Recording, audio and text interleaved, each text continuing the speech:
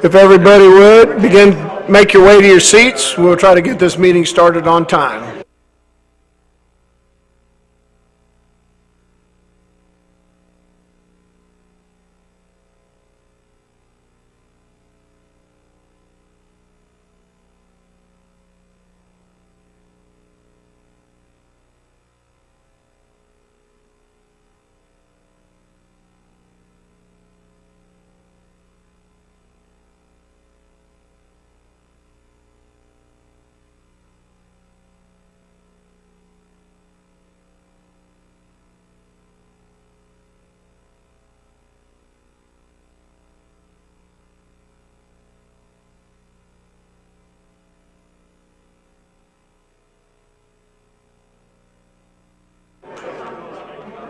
Could everyone please take a seat? We'll go ahead and try to get the meeting started on time here.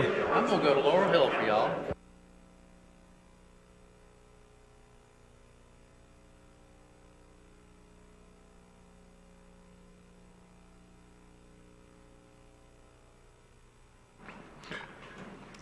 I'd like to call the regular meeting of the Destin City Council for October 15th, 2018 to order.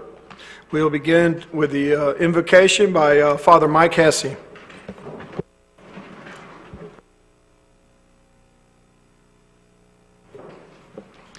Let's pray. Well, God, Heavenly Father, we're on the tail end of a real disaster in our area.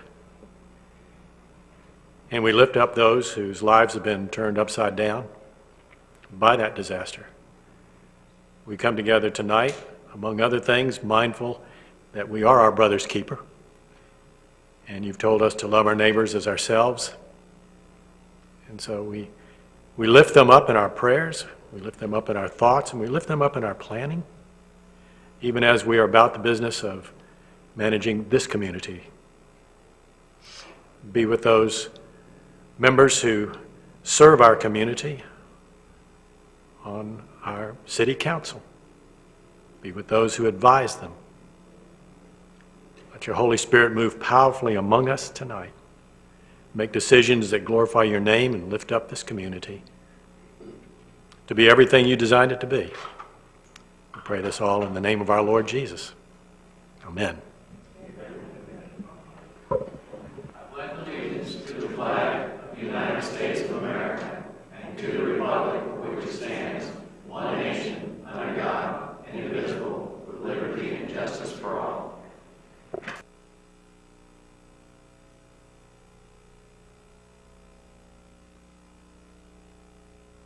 I'd like to thank everyone for coming tonight.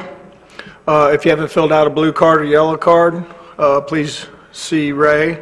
And if you'd like to speak, blue card for things that are on the agenda, tonight's agenda, yellow card for any issue that concerns you that you'd like to share before the council, and you may fill out as many cards as you would like on as many issues that you would like. So you can come up here 2 or 3 different times on specific issues if you feel that you need to. First thing tonight is the agenda approval, and Mayor, real quick, there's 3 items that have been voiced to me that need to be added. None of them require notice ahead of time. One is the item that Mr. Johnson has put out for y'all, the appointment of an acting public works director, and then also the discussion of the Tetra Tech contract that actually y'all discussed at the last meeting that y'all wanted an update on. We would want to add that to the city attorney portion of the meeting, and then the acting director item would be underneath the city manager reports. And then I believe that a number of y'all have expressed to me that y'all at least wanted to discuss the city manager resumes tonight, just a general discussion, no final decisions, just to kind of voice your opinions on where y'all are at in that process. So probably the best place to put that would be also under the city manager reports. And I would ask that maybe one of y'all make a motion to add those 3 items if you could. I'll make that motion. I'll second it. we have a motion, we have a second. Seeing no further discussion. There we go. Mr. Mayor. You're not working? You're good. Unanimous. So moved. Mr. Mayor, could I have a moment?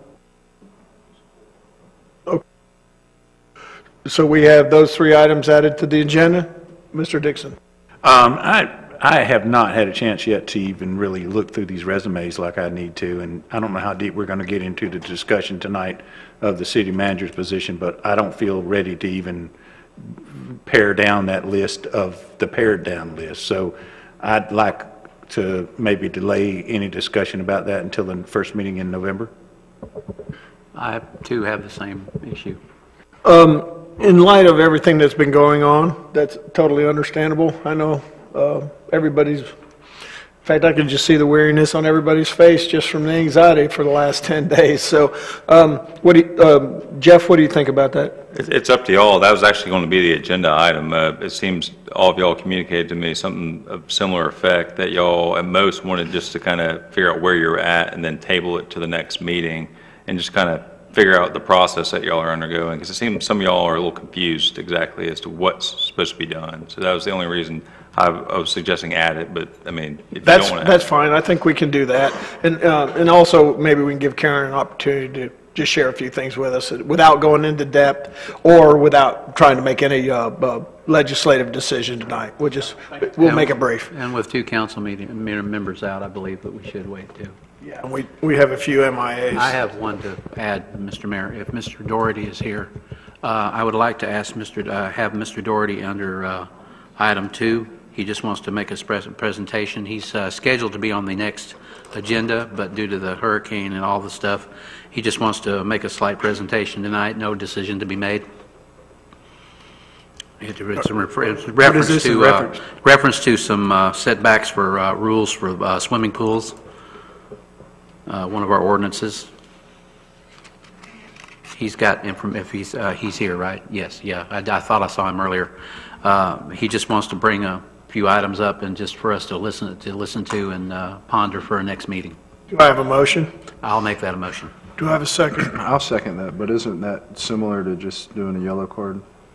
Not really, because it's kind of a presentation. He needs more 3 minutes. Gotcha. Yep, that's fine. I'll second. Okay, we have a motion, we have a second. Any further discussion on this to add to the agenda? Seeing none, we're going to vote.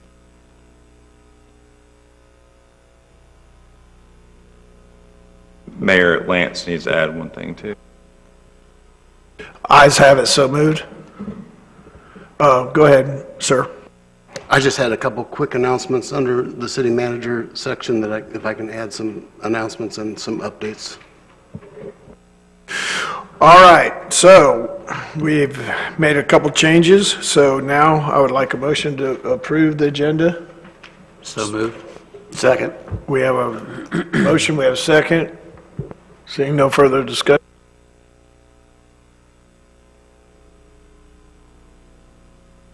Unanimous, so moved.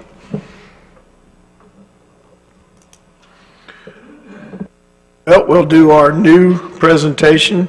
Sir, you can come up and address the council, give your name, where you live, and then come up and, what's the presentation on, you said? That's, we have an ordinance about setbacks for pools. Mayor, you have the minutes first. Okay. Yeah, we just did the agenda. Approval of the minutes. I'm sorry, I apologize. I'll make that motion, Mayor. We have a motion to approve the minutes. We have a second. Any further discussion? Seeing none?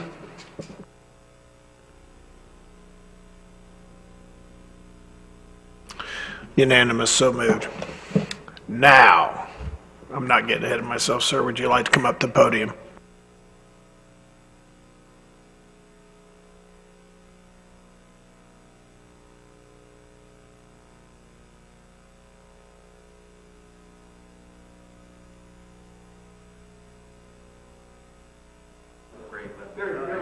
I'm on, okay.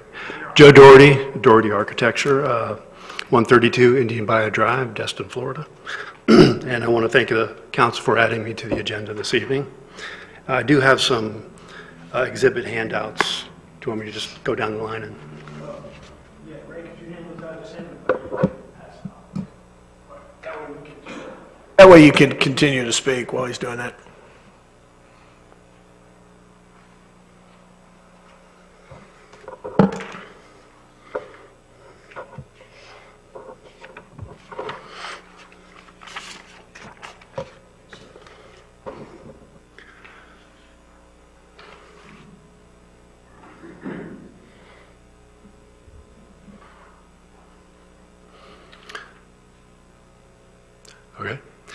Over the past couple of years, as the housing has extremely grown and exponentially, we've had a number of clients, not only in the city of Destin, but surrounding counties, that the pool component of their residence is becoming more and more a component of the house, not just a leisurely place to get wet or have the kids swim in the back. Now it's becoming very sophisticated, as you probably well know. Waterfalls, swim-up bars, actually indoor pools. So around the county, as you look at the exhibits, and the reason why I attach these is some of the work that both I have done and one of my colleagues on what we have been able to do, and I'll go through these one by one in a second. But first, I just wanted to address initially 9.06.00 in our LDC, Accessory Structures and Uses, Exhibit A, which is the first page. Under Exhibit A, number 1, the location of swimming pools should be regulated as to minimum distances from buildings or structures for safety reasons and from side to rear property lines for human safety, constructional integrity reasons, and to abate noise. From there, if you drop down to E, no portion of a swimming pool outside a building shall be located at a distance less than 3 feet from a building measured from the building to the water's edge.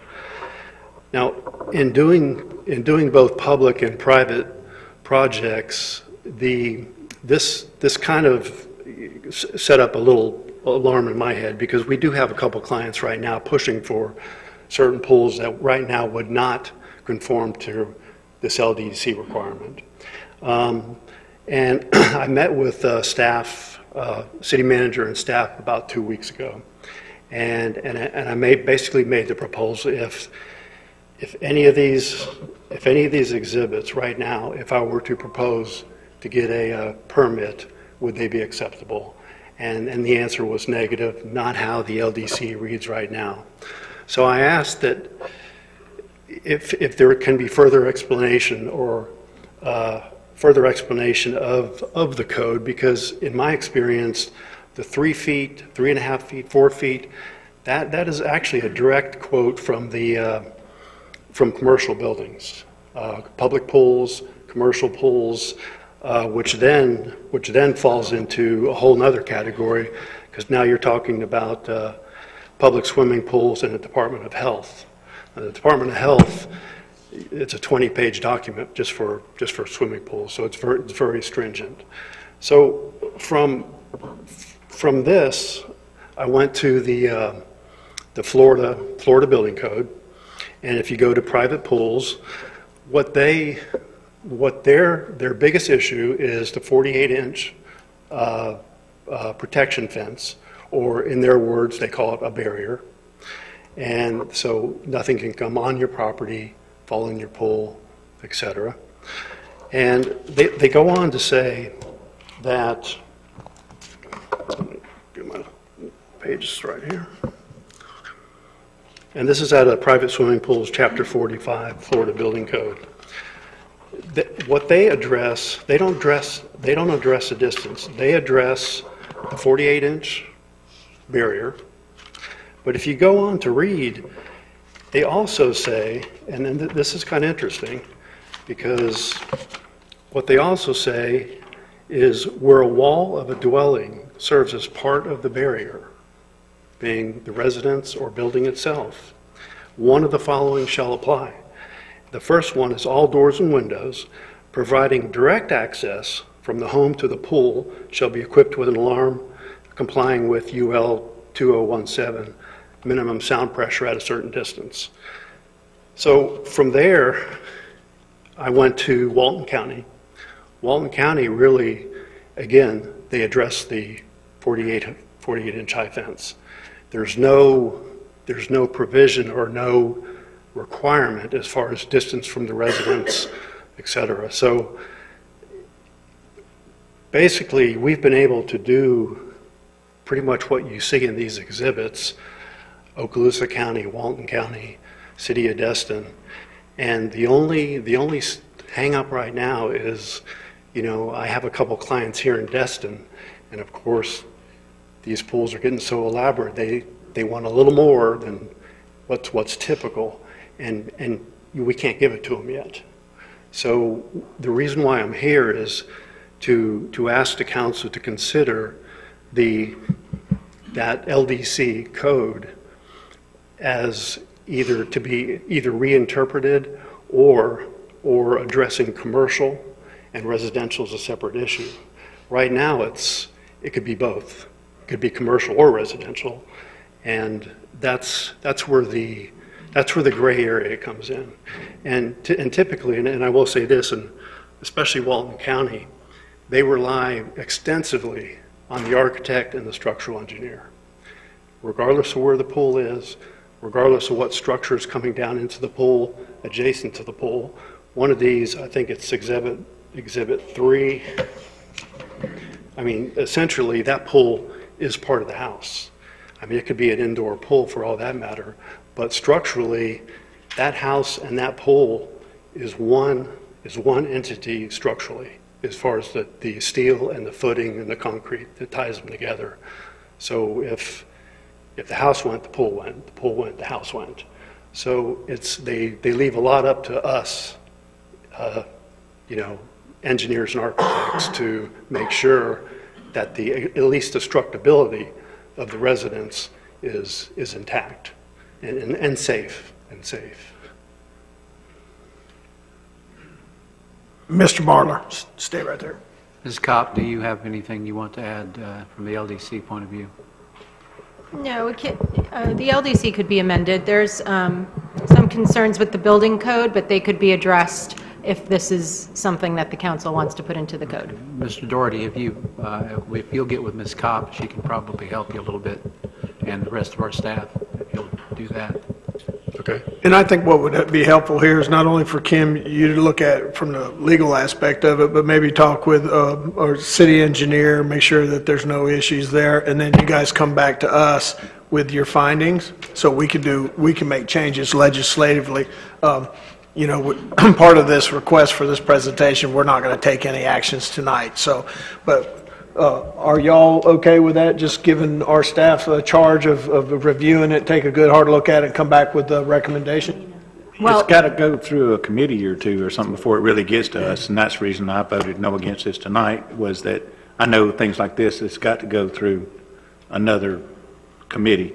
Yeah, if we were to amend the land development code to allow pools to get closer than 3 feet to the house, basically, because that's prohibited now, it would go to the LPA and then to you twice, unless you directed us to come to you first, as we sometimes do, with some ideas to discuss. But if you're comfortable just having us revise the code, we would just take it straight to LPA and then you on first reading. Well, and let's think about the reason he's here is he's in business to build pools. So let's do it in a proper manner, in the transparent way, but let's figure out a system to do it in a timely way as well, because this is apparently, and you can look at these exhibits, we just saw them, but I'd like for evaluation, get back to us, and then see if we can do this in a timely manner. If you guys' recommendation is for us to make changes to that land development code. Does that sound good to you? Yes, if you all want changes to the land development code, we can go ahead and make the changes. So there will be transparency either way, though. It would require 3 public meetings. It's just LPA and you twice. If you want it to go more efficiently, we just won't bring it back to you until after LPA. Is everyone good with that? Mr. Doherty, is that May I add one thing? Sure. It's not just the dwelling unit itself, but the columns, structural columns as well. So this is going to the LPA though, right? Yes. Okay. Just spend time with Ms. Kopp, and then she'll take it through the proper channels, and we'll try to get this rectified and dealt with, hopefully. Thank you very much. I appreciate it. Thank you. All right. Up next is time for public comment. I've got no blue cards. I got a yellow card, and then I'll just look for a show of hands after that, if you'd like. Up first, Alan French.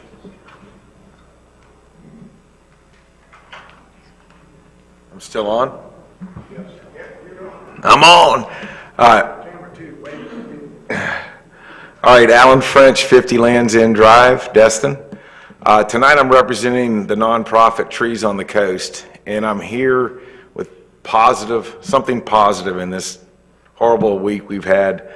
If you drove down Airport Road today, we started planting the 49 sand live oaks. There'll be more planted tomorrow. And I really am here to thank you all, the city council, for forward thinking. It just goes to show you when a government, a community, a nonprofit, local citizens, local businesses all come together, great things can happen. And it's going to be quite a transformation to Airport Road, and especially as these trees mature.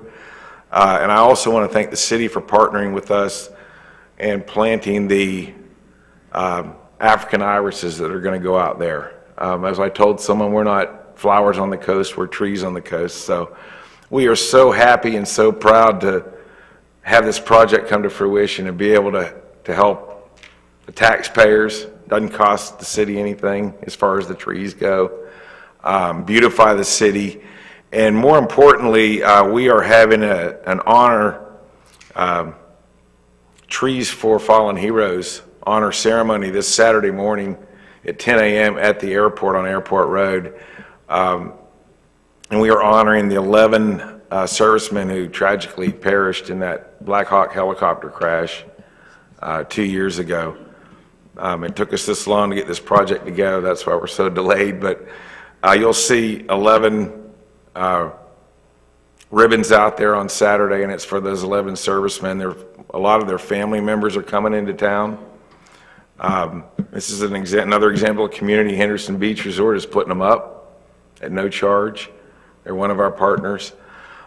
So we'll be out there at 10 with these families, honoring their loved ones who perished in the accident. We'll have bagpipes and fire trucks and junior ROTC from Niceville High School will be there. Hopefully our mayor, I know you're busy, Mayor, with the tragedy we've just been all through, especially our friends to the east, but I'm inviting the public, and I hope it's okay to do that in this forum, but we are very honored to be a part of this, and honoring these servicemen is something that we're we are going to make this an ongoing thing for our city, and so that's about it. And I want to thank the city again. Oh, and the irrigation was out there in the meeting on Airport, so the city is also providing that for us to get these trees watered in so they survive, and we get a beautiful tree canopy over Airport Road and cool the city off. So thank you all again, and that's all I have. Thank you, Alan. Thank you very much. Does anyone else out there like to share your thoughts with the council tonight? Seeing none, we'll go ahead and close this portion of the meeting. And next item is item 4. We'll start with item 4A, and we have a couple add-ons there. Go ahead, Lance. Thank you, Mr. Mayor, members of council. Back in September, council had requested staff to come up with some suggested options for the Code Enforcement Division currently housed in the Community Development Department. The agenda item before you tonight gives 3 options, the first being do nothing.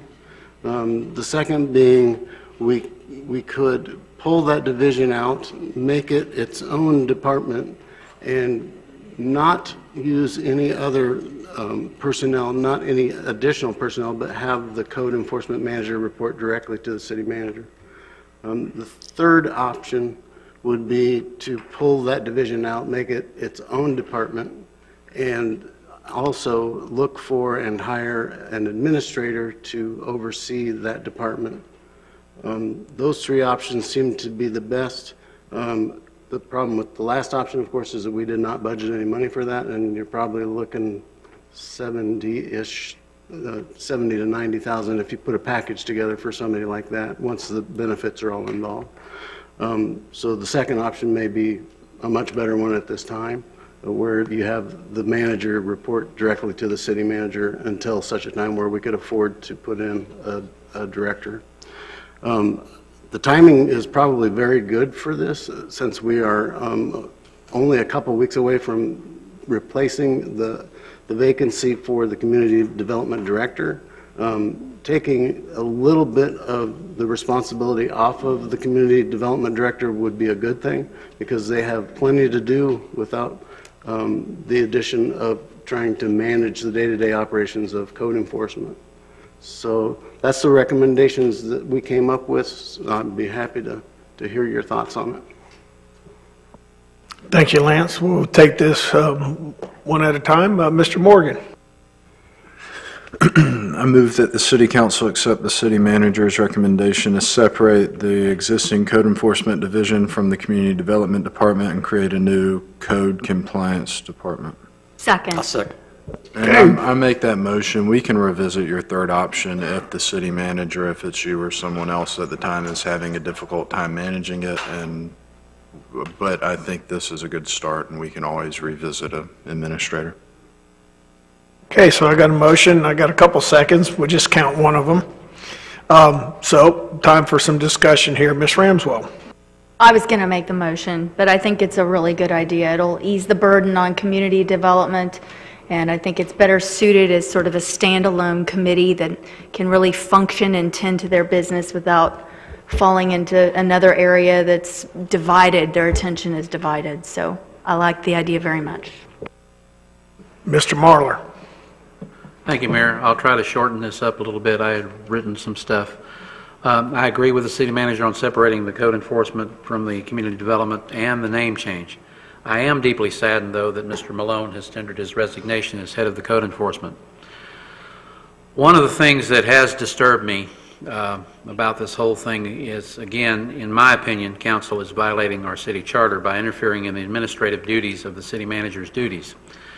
All the email inquiries by the council, the accusations in public meetings, all led up to violations of Section 3.08, prohibitions B and C of our charter, which I will quote, mostly on C.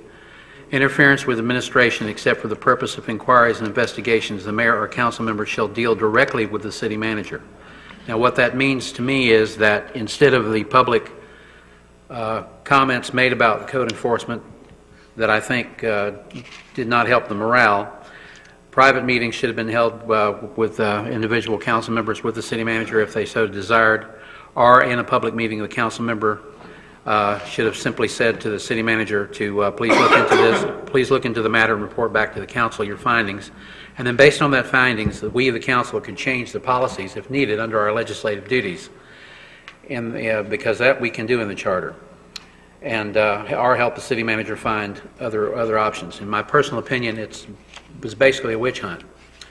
The way we're doing this tonight is exactly what should have been, what should happen, and I quote powers of the city of Destin, and that is to organize and regulate internal affairs and establish, alter, abolish, and terminate permanent offices, positions, and employments, including citizen board positions, to define functions, powers, and duties to fix their terms and tenure and compensation.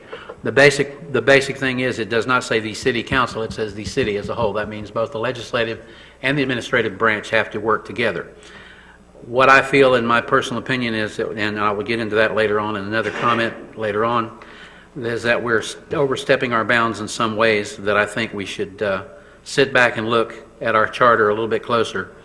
We can also change the charter by putting it on a referendum for the next election cycle if there's some areas that you feel that be changed. But basically, I think we need to allow the city manager, whoever that shall be, to do their jobs and not interfere in the administrative powers of that. Our job is legislative. The previous city manager, she quoted many times to us that we could change the legislation, and I think that's part of the problem with code enforcement and some of the other areas is the way that the legislation is read the way the ordinances are read. So that's my opinion, but I give my support to what's going on tonight. I have a question for Mr. Morgan. Go ahead, Mr. Morgan. Mr. Morgan. Kyron, I've been in the same meetings you have, and other than criticizing a department that I personally don't think has been well run, can you give me one specific example of how we've micromanaged our code enforcement department? Well, Forget we've citizen asked, emails. You're accusing I'm not this necessarily body accusing. of micromanaging and violating our charter. Give me one specific example instead Well, of these specific broad strokes. example is Give me one. about hundreds of emails that council members have, certain council members have requested to, for whatever reasons, to find out different things. I can understand information, but then to say it to do it in public when what we should do is have the city manager look into it, and that's where I'm coming from. Basically, How was that email request public? Is that what you're talking about? no, I'm talking about that in several public meetings. I don't have the actual minutes, but in several public meetings, we have pretty much put down our code enforcement department. But I think it's justified, and I think my job is to address problems in the city. And if Yes, I'm and I constantly getting agree, but complaints, not then- in a public meeting, because that blows the morale to me. Kyron, now that defeats the purpose of being a public official. It's our job to discuss this in a public We can meeting with the discuss, rest of but the what body. we should discuss is that we should just bring to light that we feel there's problems. Please ask the city manager to look into it, and that's where it should go, and then the city manager report back to us in a timely manner and in a proper manner. But to Well, aside from come out the- and state at certain meetings that code enforcement is not doing their job and stuff like that is just blows the morale, in my opinion. That's why we're losing city staff right and left around here. But anyway, that's just my opinion, but like I said, I agree with the city manager, and I plan to vote yes on this. Thank you, gentlemen. It's just, Yeah, thank you. we're at the point, it's just a matter of opinion right there, so we'll just nip that in the bud. Anyone else would like to talk about this particular recommendation for the city manager? Seeing none, I'm just going to give my 2 cents. I think that it's a great idea. I support it, even though I don't get to vote on it. I just want to present 2 questions that maybe the city manager or this council may want to address or answer, and that I'm assuming that the new city manager will be hiring this new director, the position, correct? The position, my understanding is, and Karen can correct me if I'm wrong, is going to be advertised this week. Okay, I just wanted that for clarification. Y'all hire the department directors. We can, that's correct, Yeah, well, right? they get brought before y'all, and y'all vote to approve of. And they'll be introduced to us by Karen, who responds to the, Correct. She'll pare it down, all the applicants. and okay. present it. And then, I think this is a wonderful idea, but I want to ask this question is, will this new position have clear and definitive directions and goals that are kind of publicly known?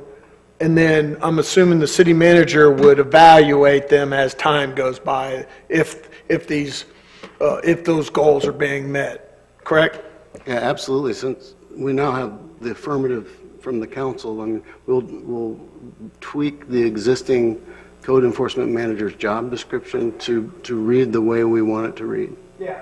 And that's my only concern, is that if we have a new position, so let's make sure that they have definitive guidelines of what their job description is, not only so they understand what they're getting into, but also to help us and as we take a look at the job performance, so we can evaluate, and if we have problems with how it's being done, we can go to the city manager and say, hey, look, here's the job description. It doesn't appear that this is being taken care of. So I just wanted to bring those 2 items up so they're clear. Okay, so we have a motion, we have a second. Seeing no further discussion, let's go ahead and take this to a vote.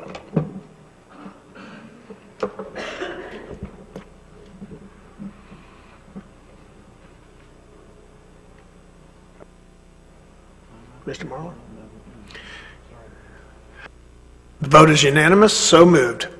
So Karen, I guess you get to advertise. All right, Mr. Manager?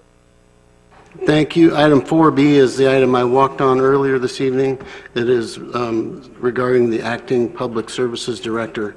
The interim city manager, myself, my contract requires the city council to affirm by majority vote all appointments of city staff to acting director duties within our organization. At this time, I am asking for the City Council to approve the appointment of Tim Pietenpaul to the position of Acting Public Services Director until such time that a permanent replacement is hired. Mr. Mayor, I'll make the recommended motion. Okay, we have a motion. Do I have a second? I'll second it, Mayor. And we have a second.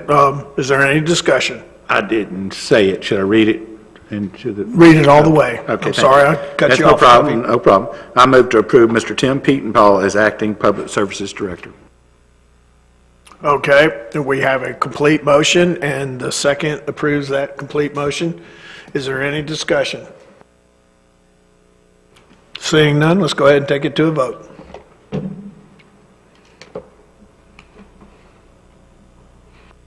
The vote is unanimous, so moved. Mr. City Manager. Thank you. I just have a few updates and a couple announcements I wanted to get to the council.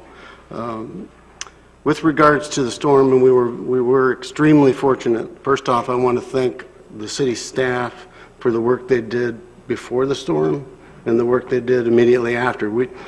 Fortunately, we had very, very little damage, but our staff responded the way they should have, and they took it serious, like that thing was coming right at us before the storm actually made landfall. So thank you to the entire staff for what you all did. It was a very nerve-wracking period for all of us, I'm sure.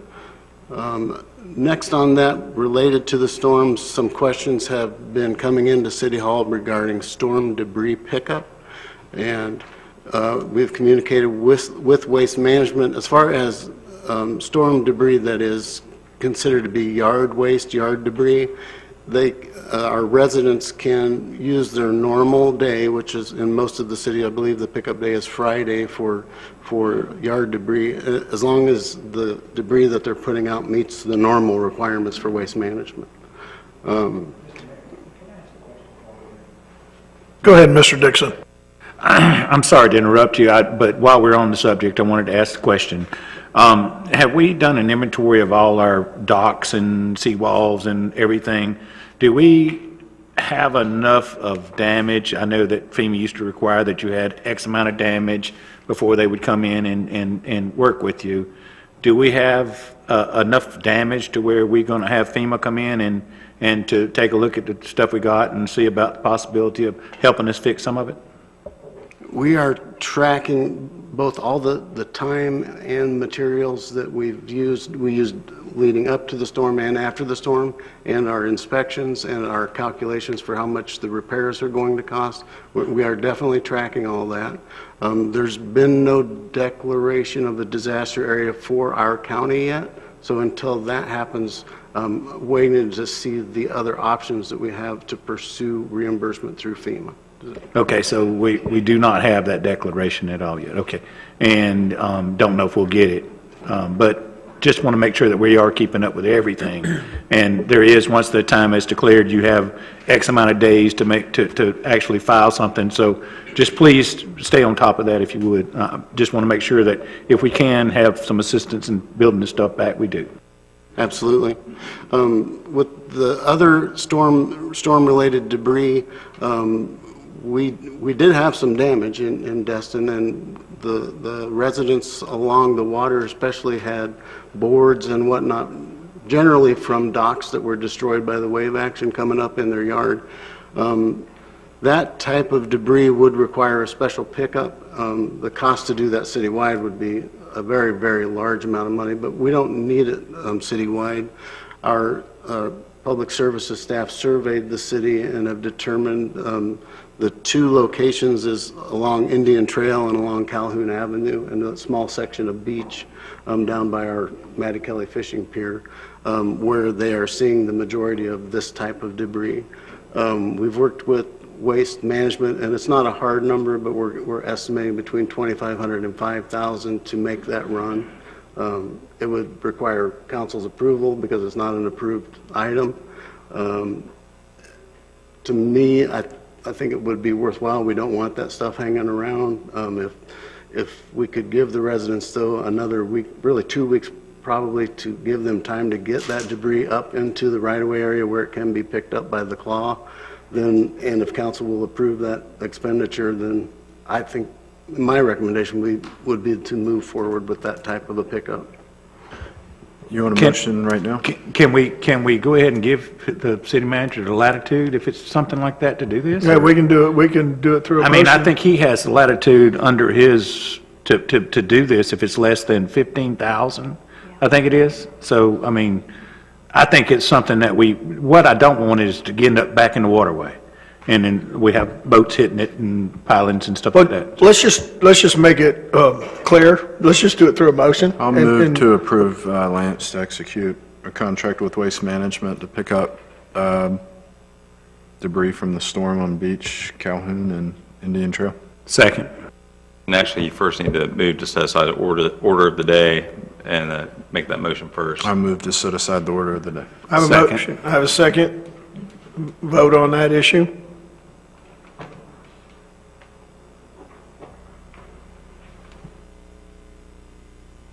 That's unanimous, so moved. On that motion, Tuffy, do you think we should make it time sensitive? I'd let that at discretion of the city manager, but Mr. Morgan, go ahead and you can make a motion. The only reason I'm bringing that up is just maybe someone might try to take advantage of us 3 weeks later, start tearing their dock apart. Sure. Yeah, I'll, my motion stands, and I'll put a 2-week timeline on it. Second. Okay, and our second approved, so 2 weeks from today. Sounds good? All right, Lance, you have the green light. Thank you. Oh, well, we didn't vote on that motion.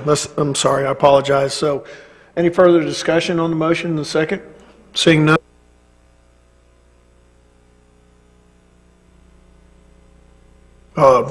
Unanimous, so moved. Mayor, I've got a question for Lance on that. What did we find out about the beaches, especially Holiday Isle and Crystal Beach area, as far as erosion goes?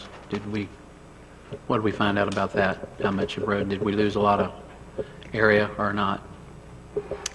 I'm not saying we didn't lose any, because we did, but it wasn't nearly as bad as what I thought it was the night before when I was actually out there standing on the third step of one of the beach walkovers getting my feet wet. It was already up into the dunes the night before. Luckily for us, those winds turned around and went the other direction and saved us.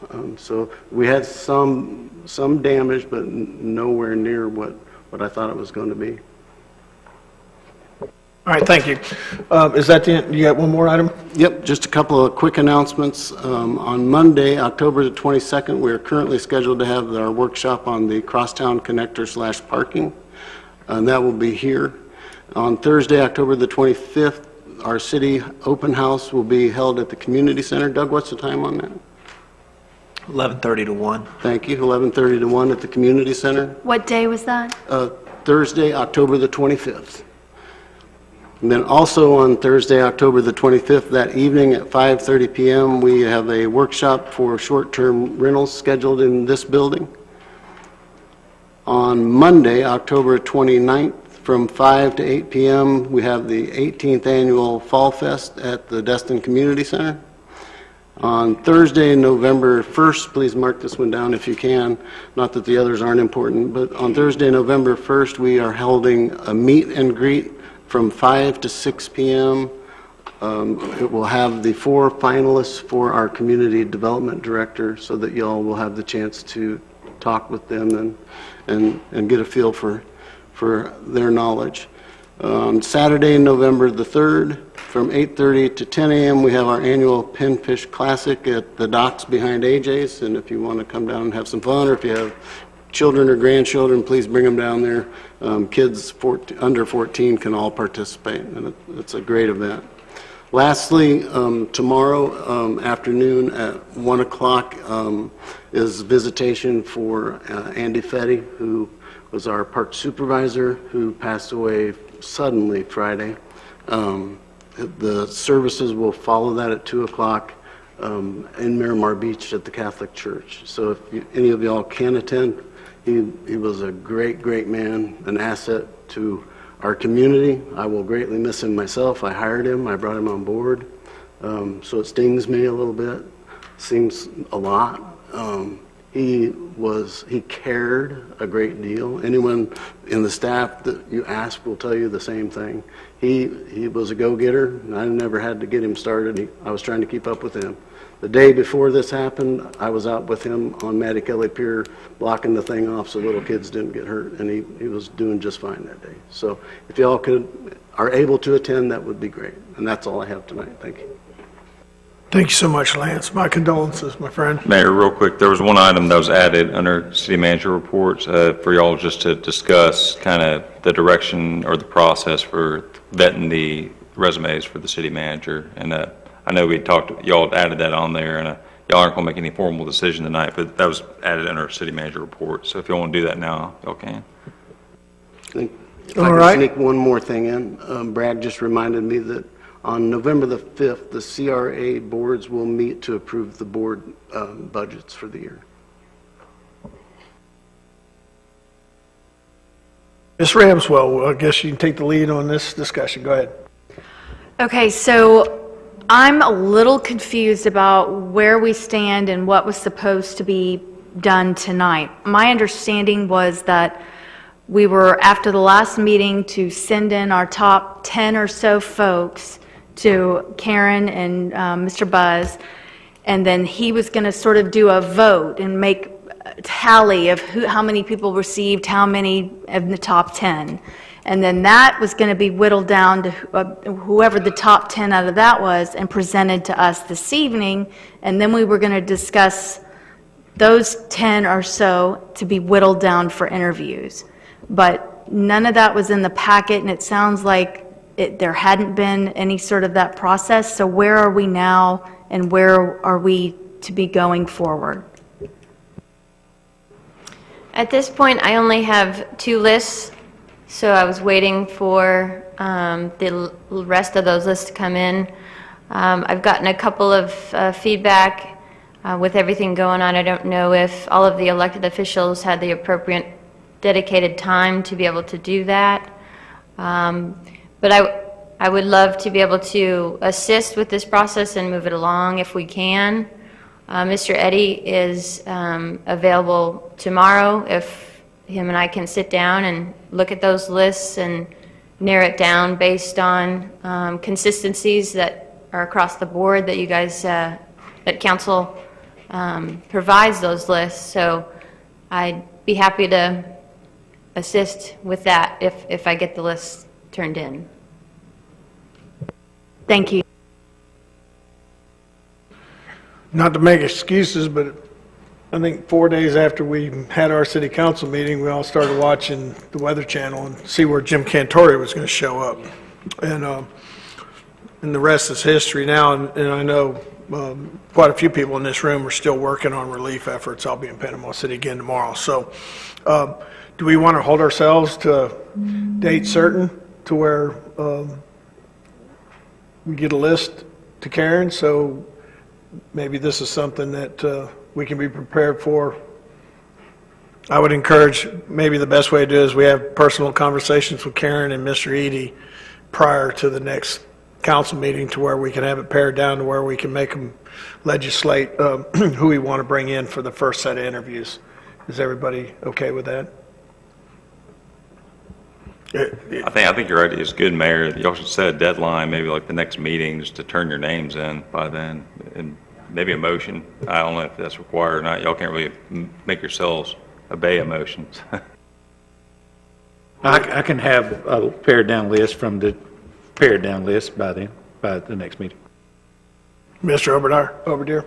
The only thing I would say, I mean, because we're wanting her and Buzz to have something to be able to talk to us about at the meeting. If they don't have the list before that, they can't pare that list down to the final 10, and then we can't pare it down to the final 5. I would say that they need that list, and we need to give them a date certain to have the list, and it needs to be before the next city council meeting. And that's why my recommendation was, and it doesn't violate sunshine law, you can correct me, Jeff, if it doesn't, for each individual council member to speak openly with Karen and Mr. Edie to do that person to person. And so when they come back before the podium, they've already had those discussions, they already have our list, and we'll hit the ground running at the next council meeting with 5 people that we want to have Skype interviews with at that time. Is that okay, Jeff? So what date does she and Buzz need to have our lists? If, correct me if I'm wrong, Lance, the deadline for agenda items to get in is Tuesday prior. So if I could have the lists Tuesday prior, I could build an agenda item and it would be on the agenda for you guys, for everyone to see all of those names. So Mr. Eddy and I could have some time. So Tuesday would be the nice day to have that, so I can build that agenda item. Okay, and that is October 23rd. Is that Tuesday?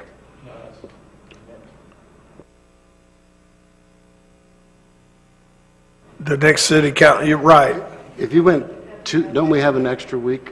We do have an extra week. So if you went 2 weeks from today to turn them in, that would give her 2 days to get them. The 29th, Halloween night, right? No, that Halloween is on a Wednesday this year. The 29th, does that suffice? And that way, in our briefing packets on the 30th, it'll all be public knowledge. Is that good for everyone? All right. We're going to hold ourselves accountable. We don't need to make a motion, Jeff, do we, on that? Let's just do it.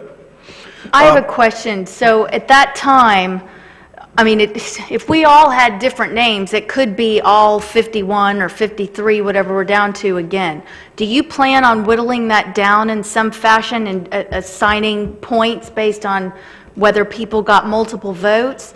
Because I want to be sure, and if it's somebody I haven't selected, I want to have the opportunity to make myself, versed in their history and background so I can speak intelligently. I just want to make sure we have the names of the folks that we need to be reviewing in adequate time to prepare. And then further, I think I read in the article in the paper that 2 have dropped out. Yes, ma'am, that is correct. I sent an email to council with those names. Mr. Larice and Mr. Kennedy have withdrawn. They've accepted other positions. And that's the reason for the deadline, so I can build that agenda item, so you guys have plenty of time to be able to see what those are, and I can provide the resumes behind that agenda item as attachments. But yes, it would be consistencies in all of the lists. So if you have X, Y, and Z, and you've got X, Y, and Z, so it's those consistencies where those points would be given to each of those candidates. So 4 of the council elected 1 individual on their list, so they would still come to the short list. So if we still have 10 or so at that meeting, I think we would, at that time, council would be able to decide if they want to do 7 interviews or if they want to do 5 interviews. I'm assuming in-person interviews or Skype interviews. So that discussion can be held once we can have those lists together and that short list and the names and all the backup information. Ms. Ramswell, I have a good question for you. Would you rather that we turn in our list the week prior to give for more interaction? Because it's perfectly legal for you to get all our list in and then resubmit us emails and say, after hearing from all of you council, here's the top 20.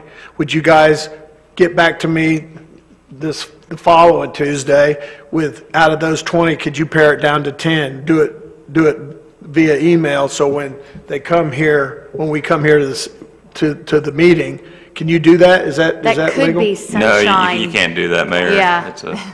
What she could do, you could submit all your lists to her ahead of time, and she can prepare some information on her end, and then not reveal the information to any of the council, and then come to the council meeting with a packet that has everything that was provided to her, and reveal it at that point in time to y'all. And then she could kind of have a summary already ready, so y'all don't have to do all the math at the meeting. I mean, she could walk you through the math with everyone's lists and how they line up.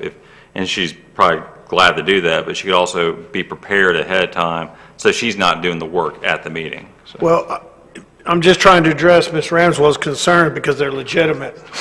it's a legitimate concern. So I was just trying to see if we could do something a little more efficiently, but I don't want to violate sunshine law either.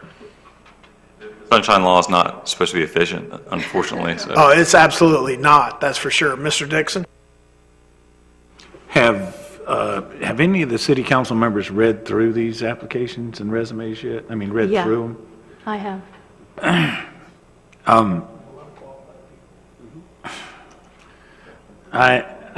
They may be, Mayor, but I got to tell you, I'm not saying anything negative about where it was advertised or whatever it may be, but I'm not feeling it there. I'm really not. I don't know why, but I'm not. And, you know, I don't know if it's, I haven't studied enough or whatever it may be, but I knew I wasn't, tonight I wasn't ready to act on anybody, but I will tell you, I was a little bit disappointed in the, you know, the not the candidates so much, but how they moved around so much. And there's a lot of, you know, so basically the list was, in my opinion, kind of a little bit concerned. How about that? So. Well, I think there's an inherent jeopardy in being a city manager when you're dealing with elected city councils, from what I can appear, what I see.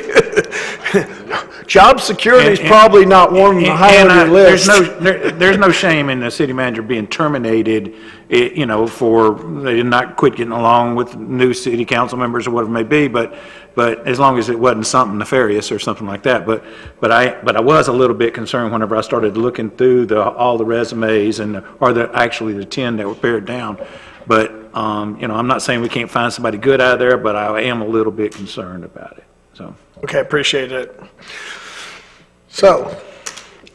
If I can say, part of with the interview process is the personality and meeting the person, whether it's Skype. So hopefully that will put some of your fears aside. I've helped develop city manager interview questions before, and I'll be working with Mr. Eddy on that next step to make sure we have those interview questions appropriate. FCCMA, I'm sure he works with them pretty closely. They'll have some good examples. So I think through all of those aspects and then vetting them, and when we get to that point, you know, also doing credit. Yeah, I've been through this process, you know, many times with like fire chief positions and things like that. But, you know, I'm certainly willing to learn new. But I was just saying as a whole, I wasn't commenting on the way it was advertised or anything else. I do know that somebody could come in and be very, very good, so I don't want to say the whole bunch, but I was a little bit disappointed in the whole thing, so in the whole bunch. So maybe something great, you know. Thank you, Mr. Dixon. Mr. Marler? Okay, so we're talking paring it down to the 20 and then Skype those, or I have a little heartburn about Skype, okay?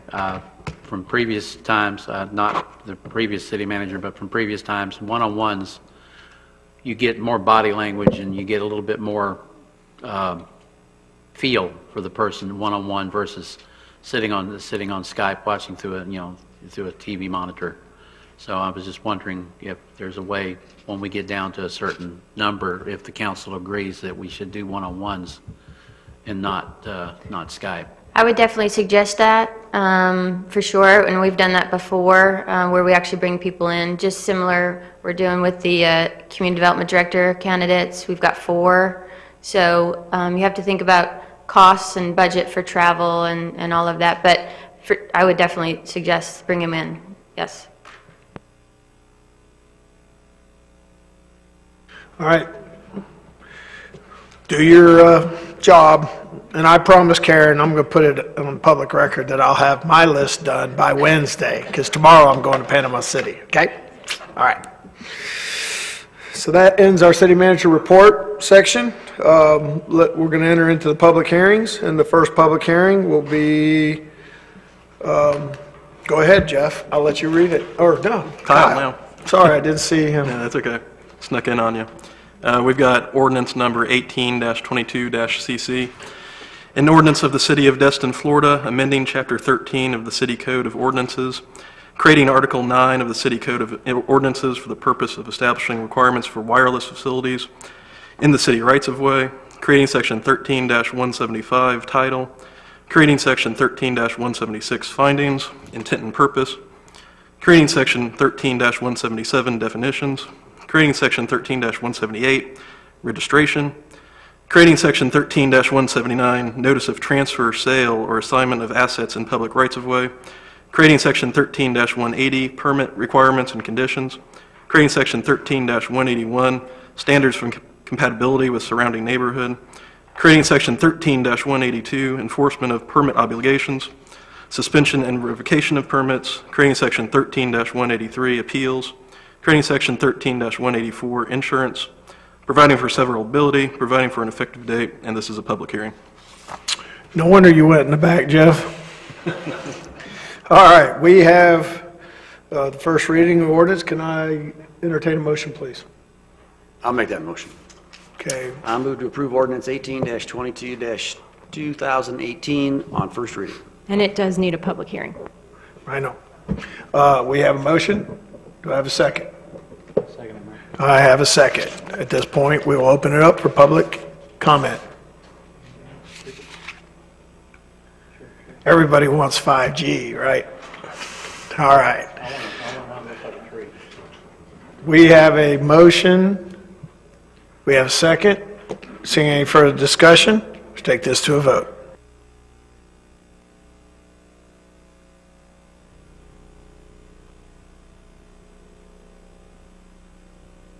It's unanimous, so moved. On to item B. Kyle, take it away. All right, we've got ordinance number 18-06-LC, an ordinance of the City of Destin, Florida relating to establishing the Technical Review Committee, TRC, to streamline the process of development review, providing for amendment to Article 2, Administration, revising the development review process, providing for amendments to Article 3, Definitions, Yard, providing for amendment to Article 5, General Provisions, providing for modification to Article 6, Concurrency Management System, providing for amendment to Article 20, Building Regulations, providing for findings of fact, providing for incorporation into the Land Development Code, providing for conflicting provisions, providing for severability, and providing for an effective date, and this is a public hearing too. Thank you, sir. I'd like to entertain a motion. Not all at once. I'll make that motion, Mayor. Okay, we have the motion. Do I have a second? Second. All right. Any discussion on this? Go ahead at this point. I tell you what, we'll go do the public hearing first, Chatham, and then I'll let you have the first shot at it. Anybody that would like to speak on this ordinance? I'm tired. Seeing no public comment, Mr. Morgan. Thank you, Mayor. Steve, is this going to make things faster? Is this going to help? I believe it will. It'll cut out some of the delay that we're sending stuff out to the various TRT folks now and waiting for responses. You know, we'll have to schedule meetings, but this should help a little bit. And of course, this ordinance also addresses some other issues. It cleans up a couple issues in the Land Development Code to start that may make things a little smoother. Okay. Thank you. I have a question along those lines. Since I've become mayor, there's been a continuing work on aligning the Land Development Code with a new comprehensive plan. At some point, could we get like an update on how close we're getting to that point? I know some of these ordinances are a result of that work, correct? Yeah, we haven't really made the big effort yet. And what happened is there were changes to the comp plan, and the Land Development Code needed to be aligned with those changes. Prior to that occurring, the comp plan went through another change, and so now we're basically two changes behind. And most of you are probably aware, but basically the planning division right now is down to one staff planner that's been here a little just over 6 months, and a consultant that comes in 2 days a week. Unfortunately, both of those planners live in Panama City. We didn't even get in touch with the staff planner until Friday afternoon, and I understand that the consultant's house was somewhat damaged. So right now our planning department is pretty much in disarray. We're doing the best we can under the circumstances, and we're working on hiring a new director and also a new planner, and hopefully we can get things moving once we get those folks on staff. Because this is killing businesses right now that are trying to open new businesses. So it's just, what a hell of a challenge it is for our people and the staff. Hopefully, city manager, interim city manager, or a new city manager, and you guys can, we can hire some people. I don't know if we got to start flying banner planes around or whatever it takes, but we need to try to fill some of these positions because our city's almost come to a halt in some of these departments. So I appreciate you guys' hard work. I just wanted to get an update. Mr. Oberdeer. The only question I had is, so the rest of these agencies, I mean, I know that the city staff, I mean, they're all going to show up to the meetings, but have all these other agencies like the Destin Water Users, Okaloosa Gas, Gulf Power, have they all signed up and said, yeah, they'll show up at the meetings? Because if they don't show up, you know, we haven't really accomplished anything because we're still going to have to send it to them then, right? Yeah, I that's a mean, good they're going to point. be at every meeting, and I know you're not going to have meetings infrequently. They're going to be probably pretty frequently, right? Yes, and I think most of them are happy to basically have something on their schedule where they go, you know, twice a month. They come to this annex and meet and knock it all out instead of getting it piecemeal in their emails. I think that was some of the gist of forming this review committee in the first place, right? Was to streamline the process to where you're not just emailing stuff out or visiting offices all over the place. So It was like this one. sorry about that. I hit the panic button. All right. Well, we have, that's all I had. So we had a motion, we had a second. Any further discussion? Anyone have anything else they'd like to add or say? Public hearing portion. No, we already did that. Nobody did. All right, let's go ahead and take it to a vote, ladies and gentlemen.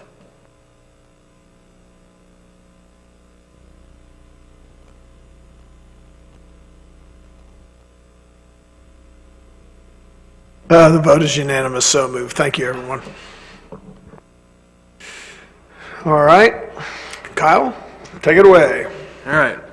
We've got ordinance 18-15-LC, an ordinance of the City of Destin, Florida, relating to the use of wheeled vehicles on public and private areas of the beach, providing for authority, providing for findings of fact, providing for an amendment to the Land Development Code, Section 11.08.02, and creating subsections CI through CV, providing for incorporation into the Land Development Code, providing for conflicting provisions, providing for severability, and providing for an effective date. And this is also a public hearing. Thank you, sir. I'll entertain a motion. We'll start the process. I'll make the motion for discussion purposes. Please do.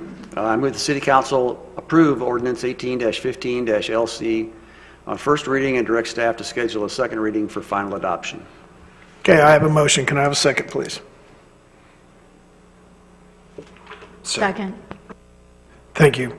We have a second. This is a public hearing, so at this time, I'd like to entertain anyone that would like to come up and have a discussion, and I see some hands, so just come up to the podium. You know the drill. You can state your name, where you live, and let us know what you think.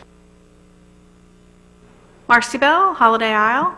I would like to say that I was thankful that as I did not evacuate for Hurricane Michael, that my house didn't wash away as I live out by the jetties.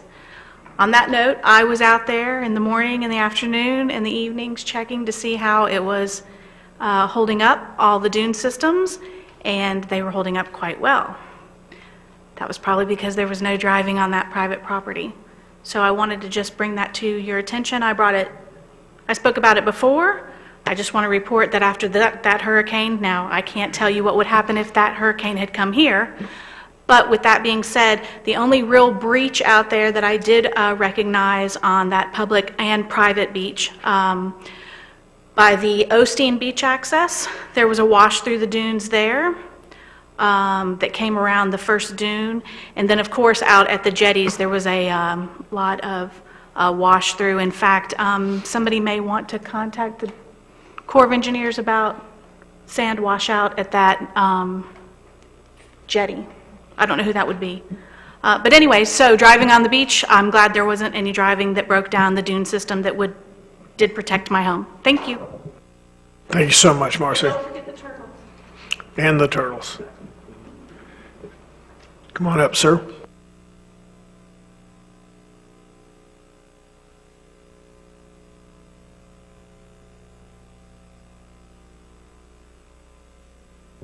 Hi, my name is Alex Metz, owner of Sunny Sands Beach Service. I live at 260 Sunrise Circle.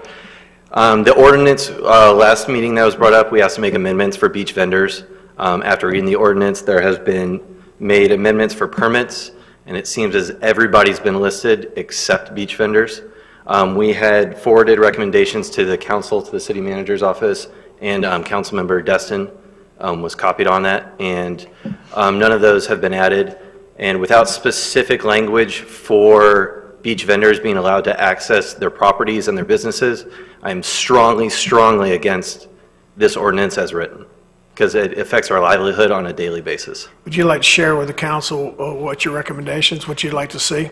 For each vending permit issued, allowed one heavy-wheeled vehicle permitted at the beginning of the year, so we don't have to wait on city staff to approve a specific driving time.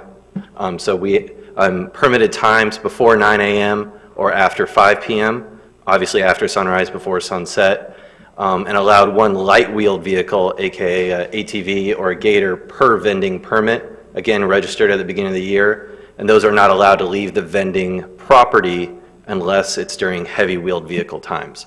That prevents an ATV from just traversing when it's the most heavily populated time on the beach. And then also a pre-season and post-season open week, meaning all daylight hours, a heavy-wheeled vehicle can access the beach. That's the last week in February, the first week in November, which is after the typical beach service season, that we can remove our equipment. This would really prevent us from clogging the city offices with requests to drive on the beach. As long as we check out with the city with our permits, we are allowed to drive on the beach during our permitted times and operate our businesses effectively. Thank you. Mr. Metz. Yes, sir. What would you need a heavy vehicle for daily there? It's not, we don't use them daily. Heavy vehicle would be if we have a box break. Say at the end of the day we have broken equipment. So personally, I might need to access the beach every 2 weeks. But to get to my property to pull a broken equipment off, or if we have a storm like this, to get boxes off. I don't need it daily, but every beach service has different issues that come up at different times. So sometimes it's never really, we serve at the discretion of a homeowners association. So if they make a request today, we have to abide by it, usually tomorrow. So we don't need the heavy wheel vehicles daily, but I'd like the ability to operate my business as needed. I don't think anybody, and I'm just speaking for me, I don't think anybody's trying to stop you from running your business. What I think that the concern is that we have so many vehicles on the beach that we're creating an erosion problem and sea turtles and everything else. And I personally wouldn't have a problem. I know those boxes that you store all your chairs and umbrellas in are very big. And I realize that you have to go down there with something pretty good size, or 200 people or whatever it may be, to get them off the beach. And I don't have a problem with that, but to have a daily thing, it might be a little bit too much to have that. Well, it was just the times that if something comes up at the end of one day, it can be addressed the morning of the next. I'm not using it daily, but it's just if we have a problem at 5 o'clock on Tuesday, it can be fixed at 8 o'clock on Wednesday. Instead of having to wait for the city office to open and then in a timely manner having them approve it, I have broken equipment on the beach. If on a weekly or monthly high season rate and you've got 6 vendors on the stretch of beach within Destin city limits, how often is the need for a heavy truck? I mean, you're saying maybe once every 2 weeks for you. Is that pretty much industry wide, or, Yes, sir. I'm not seeing, In the morning, we all set up, and my current locations are next to the truck access. We're not seeing a lot of traffic. Nobody's abusing the privilege. It's all as needed. Nobody wants to drive on the beach. I mean, the wear and tear on a truck from driving daily on the beach costs you a lot more. You know, there's no joyriding. You know, it's all, the risk of driving on the beach is a lot more than the joy of it. So I don't see anybody abusing the privilege. To me, this is pointed at people abusing the privilege, and we are in the crosshairs. How about an option like I have a Polaris Ranger crew cab, and you could tow a 5x6 two-wheel trailer behind it versus going with a four-wheel drive 4x4, you know, heavy-duty truck. Could we use a smaller vessel or a smaller vehicle, you know, footprint and still get the job done? Would that work for you guys? Well, then I have to go buy one. I mean, I drive a pickup truck for my daily life, and you know, if they're handing them out, sure, but they don't hand them out. What about wording it such that a heavy-wheeled vehicle may be utilized to address repair issues as needed, or something of that nature? Would that work for both sides? that would be great for us, and that's why we kind of put the time limit on it, you know, before 9 a.m. I mean, even before 8:30 a.m. is fine, because we're off the beach before anybody's there if we need to do something. In my experience, no beach vendor wants to have a heavy-wheeled vehicle down on the beach when there's people down there. Yeah, I'm just thinking too that if anybody wanted to take advantage of that, well, it's needed today, I have this. Oh, it's needed today, the next day, because legally there's got to be some way to phrase that so that we can take care of his concerns, but yet it's not subject to abuse. Well, this is actually the first input I've had from a vendor. I was never forwarded the information when I drafted it the first go around, so I intentionally left the vendor provision blank because I was like, if we're not going to get any input, then. But you brought up some good points, and one question and one point I want to bring up to y'all, in line with what you're saying, Mayor. If y'all decide to go with the truck, maybe put a tonnage limit on the truck. It can't be a huge truck with big tires just tearing up everything out there. If y'all are going to determine the size of the vehicle and allow trucks, make sure they're smaller, I would say. And if you're driving anything more than a F-150 or a 1500, you're not really making any progress on the beach because, you know, F-250s, yeah, it's 1,500 more pounds and it's quicksand. So, you know, nobody, in my opinion, I would let the professionals, the people that have been doing this for a long time kind of self-regulate, and if it is getting abused, in my opinion, I would cross the bridge then instead of being over-regulated day one. Anyone have any further questions or comments? I just got a comment in general. It doesn't have to be to Mr. Metz. Thank you very much. I think that if was it up to me, Mr. Mayor? Okay. You have the floor, Tuffy. I think the beach vendors, a lot of times, you know, I know that we've had a lot of problems with the people that spill over onto the private property, and I know the beach vendors do get they have a tough time sometimes, but sometimes they create some of the problems themselves. But I don't want to make it to where they absolutely can't do their business down there. We got to allow them to do their business. So I don't mind. I just don't want people joyriding on the beach. That's the big, you know. So if they're down there to perform their work or to do their stuff, I wouldn't want them coming and going 5 times a day either on the beach. So if we could maybe say 1 time a day or something like that, or once, you know, I don't know. And then the tonnage on the vehicle, I think you'd almost have to be an expert on vehicles to know what ton a certain vehicle would be. But you know, I think what you're speaking of is maybe like a Ford Ranger versus an F-150 or a bigger truck than that. But, you know, I personally don't want to shut down their business, and I do understand the fact that they got to go out there every now and then, especially to pick up the boxes that are there. And I understand that they do serve at the pleasure of their homeowners associations. But, you know, I am in agreement that we need to stop the joyriding on the beach, and I just don't want to cut everybody out because of something we're trying to do to keep the joyriding down. So if we can come up with something like that, I certainly would be willing to support it. But I don't know where to go from here. I don't know if we take it back to first reading, if we change something tonight or whatever. Thank you, Mr. Dixon. I think, Jeff, after hearing his comments, that maybe you could take a stab at addressing some specific language. Half-ton pickup trucks, four-wheel drives, is a class of vehicle, and it's period. You know, we don't have to be truck identifiers. If you just list it as a half-ton four-wheel drive vehicle as a maximum size vehicle left on the beach, if a sheriff or code enforcement sees that, they can, it's pretty clear. So that might be something to address. They made recommendations on times before or after. If you guys want to tighten that down, we can if you have a problem, you have to take care of it in the morning before 8:30 once a day. Maybe that's a good compromise there, Jeff, if you maybe put that in. And then if there's anyone that has any other recommendations, probably share them with Jeff, and then he could put that, and then... Mr. Metz has actually brought up a good idea of one vehicle per vendor.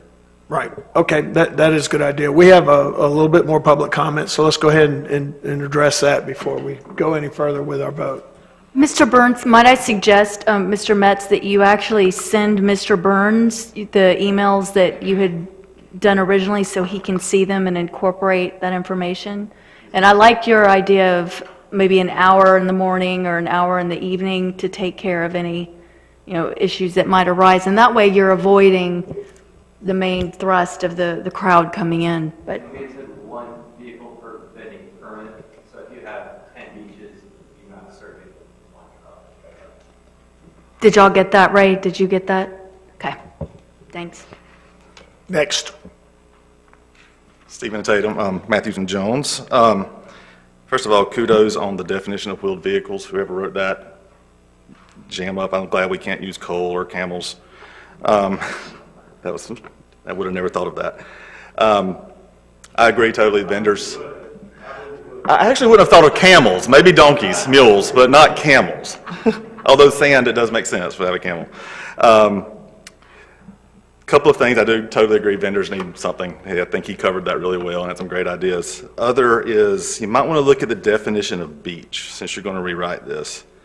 It appears, subsection number 4 there, Jeff, might include what was the .1 property. And if they can't have a wheeled vehicle on there, but they have an existing development order, it's going to be kind of hard to exercise their development order, so you could be looking at some issues there. Sure.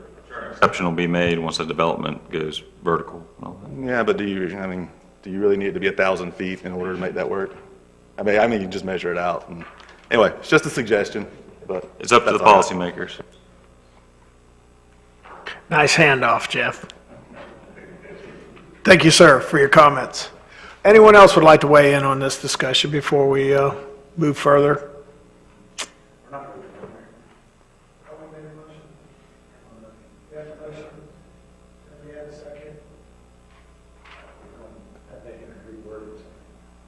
Well, the motion was to bring it back for a second reading, so... I'd like to make a substitute motion to incorporate the input we've received this evening into the ordinance for it to be represented to council. As a first reading. Correct. And actually what we'll have to do, probably would make sense for us to bring it back before y'all, but we are going to have to take it back to the LPA then after. These will be a substantial amount of changes that we're making to it, but I would rather bring it back before y'all because y'all are going to be the ultimate decision makers, and I don't want to take it through the LPA, then bring it back up here and y'all don't approve of it again, if y'all don't mind. I agree. That sounds like a good plan. So we have a substitute motion. Is that second?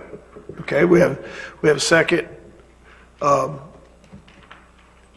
got you up there, Kyron. Would you like to make a comment? Okay, are we going to bring it back then? If we are, then I will hold my comments for the next time we bring it back, because I've got a lengthy discussion on this. Bring it back. Okay, I'll withhold my comments. All right, thank you, Ms. Marler. So we have a substitute motion. We have a second to that substitute motion. Seeing any further discussion, let's go ahead and take a vote.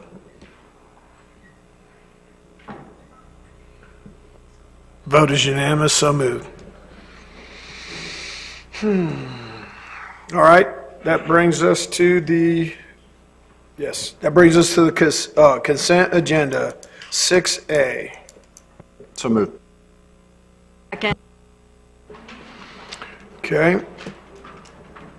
Do we have any discussion on the consent agenda? That is a Mr. Mayor. Oh, I knew we couldn't get to that. Yeah. Go ahead, Mr. Dixon. Sorry, we've been getting our butts kicked on this one, so I figured there needed to be a little bit of discussion on the dogs on the leash. I call the in question. the parks. I'm just kidding. All right, vote. Go No, ahead. he ain't calling the question. We all like dogs, first and foremost. Go Yeah. ahead, sir. We love dogs, no Tuffy, question. We Tuffy, love can we dogs. just go ahead and approve A through D and then go on E? We sure can. Okay, I move to approve A through D on the consent agenda. Second. we have a motion, we have a second. Seeing no further discussion.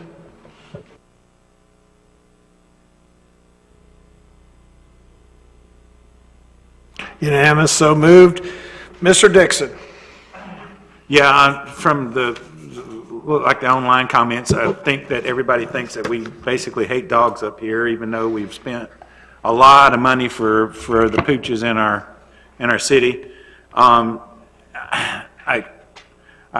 kind of like to make sure that the city manager or somebody explains what this is going to do and where we would be going from here with this particular ordinance and whatever it is that we're doing the pilot program, and to make sure that people understand that we're not against dogs, but I do think that a couple of our parks need to be reserved for cat people, I guess is what you call them.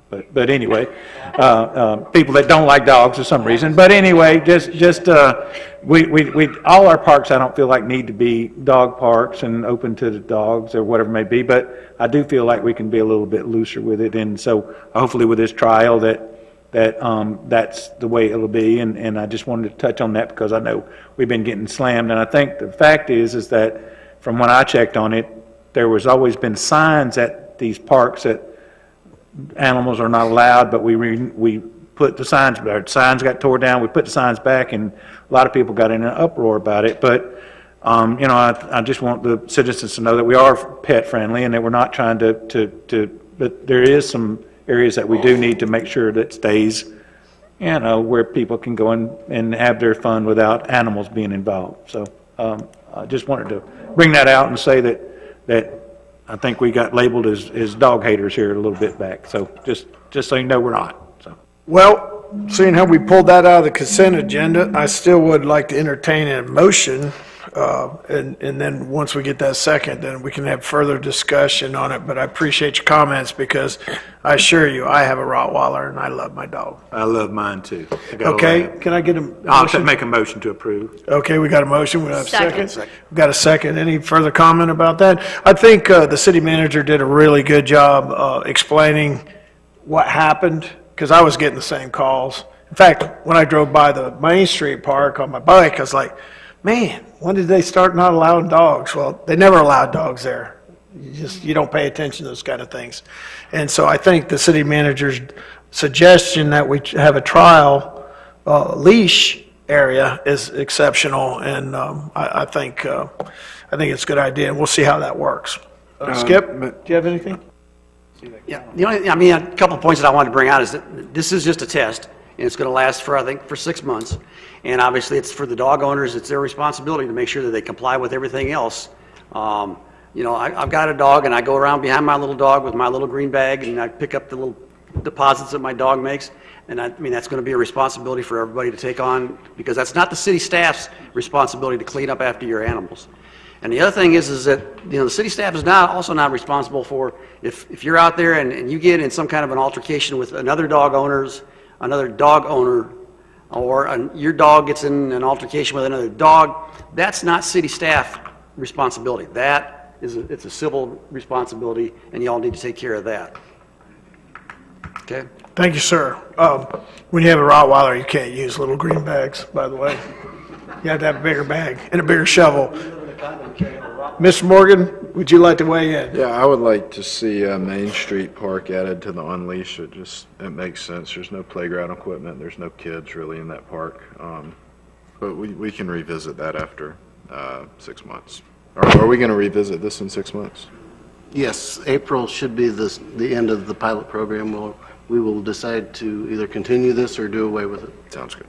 We'll wait till then. Thanks. All right. Do we have any other discussion about the dogs? Seeing none, let's vote.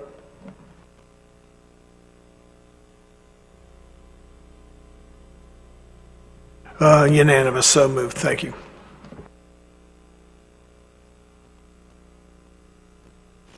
Well, do we take a break or we get this out of here so we can go home? Rebel can make the second half of the game. Sorry about that. Ray cleared my little sheet. We're done voting. Councilman Ramswell, you're first.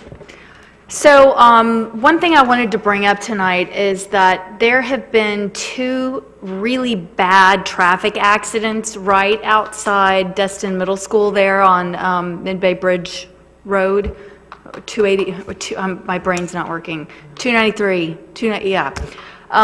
Literally right as school let out and kids were everywhere. And it really highlighted the fact that there is no crossing guard over there. And they asked us for help, they asked the school board for help, and they have not received any responses. And I said, well, we'd look into it, but it's not a City of Destin property, it's actually county property. So, yeah, Lance, Mr. City Manager, or whomever, what can we do to try to assist them in getting some sort of crossing guard? Because, I mean, there are kids that walk home, ride their bikes home, and they're crossing that regularly, and it is highly accident prone. We need some increased safety there for the kids. How about a letter from the mayor's office or from the city council itself to try to apply some pressure on the school board and the commissioners to see this through? Lance, could you draft us up something? I'll sign it. I mean, it's a That'd be legitimate terrific, yeah. Probably just the school board, really, county. Well, Mr. Destin's on the school board. Maybe we can, Yeah. he's from Destin, maybe we can support him with a letter, I think. I think that'd be great, because the school is really, really concerned. I mean, there's a lot of the school's over capacity, there's kids walking around everywhere, and people are flying through that, totally ignoring the school speed limit. So anything we can do to assist them in getting that's great. And to follow up on a letter, if maybe you would attend a Okaloosa County School Board meeting, and myself or Skip could go to a county commissioners meeting, and we can make this an issue. Yeah, absolutely. Terrific. Thank you. All right. Mr. Dixon. I got a couple things tonight. I'll be brief. The curve that I've been working with the Public Works, Public Safety Committee on Airport Road, looks like we've got some preliminary numbers back on how much that could cost. And what I would like to do is to maybe to come back to at the next city council meeting with some sort of a loose recommendation as to how we might want to proceed with that. I think that everybody knows that that was on target to try to do in 2020, and I'd like to do everything that we could to move that up a little bit. And I'm talking about the curve on Airport Road and the possibility of putting in some guardrails on there, and to be able to speed up that project a little bit. We've got some preliminary numbers on it, and it looks like something that's doable. And so I kind of like to follow that through if I could, and maybe bring back some kind of recommendation to at the next city council meeting. And don't we have a representative on the regional transportation? Well, this is going to be on us, Mayor. This is that curve that we need to, right. Yeah, and what I think it's going to happen is DOT will let us do the work and then pay us back later on or something like that. So that's the way I've kind of understood it anyway. So, all right. Yeah, the money that we invest in it, we could get back is the way I'm hearing it anyway. So it'd be kind of like a loan like we do most of the stuff that we do here with DOT. Yeah. And I may have spoken out of turn with that, but that's the best I can remember with that. Okay. The next thing is, and I'll bring this up a little further when we have a Harbor CRA advisory, or a Harbor CRA committee meeting, I'm sorry. I was judging at the rodeo on Saturday, and somebody came up to me with a great idea, and that is, I think on the harbor, we need to put some "You Are Here" signs and show where the other businesses are, because people are going down there and they're lost. They don't know which way to go which way to go, kind of like you see in a mall or something like that.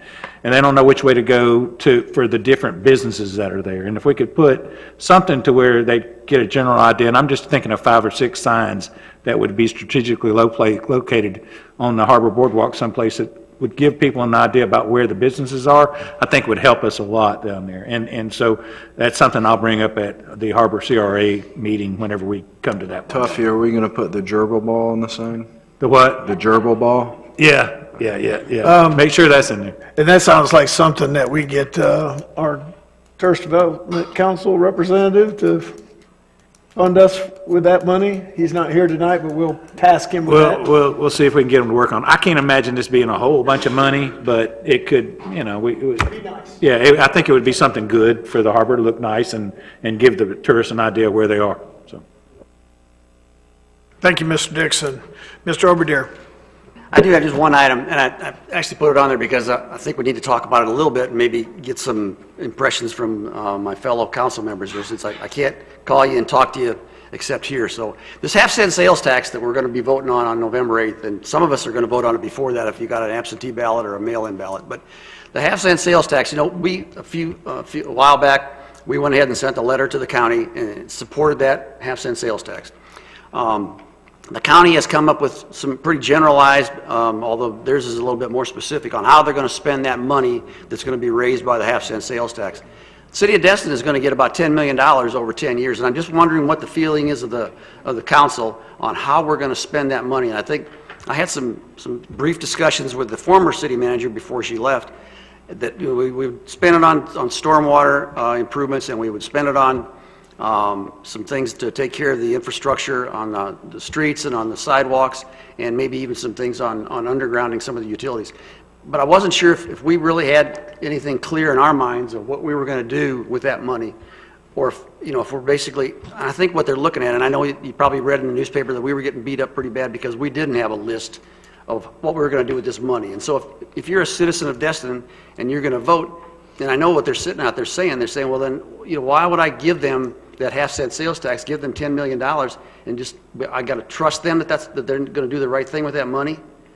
I would just kind of feel better if we had something that said from us that this is how we intend to spend it. I'm not saying that we got to have a specific list that says, we're going to do Main Street from this intersection to this intersection. All I'm saying is, in general, what are we going to use that money for? Well, I just thought, my first take when I saw the criticism in the newspaper was that's being pretty presumptuous to ask us to decide what we're going to spend $1 million on when nobody's approved $1 million. Yeah, I thought that would be an exercise in futility, but I see I have a couple of council members here that would like to weigh in on your discussion. Mr. Morgan. Thank you. Yeah, I think the newspaper article was laughable. I'll collect roughly an extra $50,000 a year, and we'll keep, I think, $4,500. So forgive me for not being overly excited about funding Okaloosa County's projects north of us, but I supported it in an effort to mend ties with Okaloosa County, which I feel responsible for fraying to a certain degree.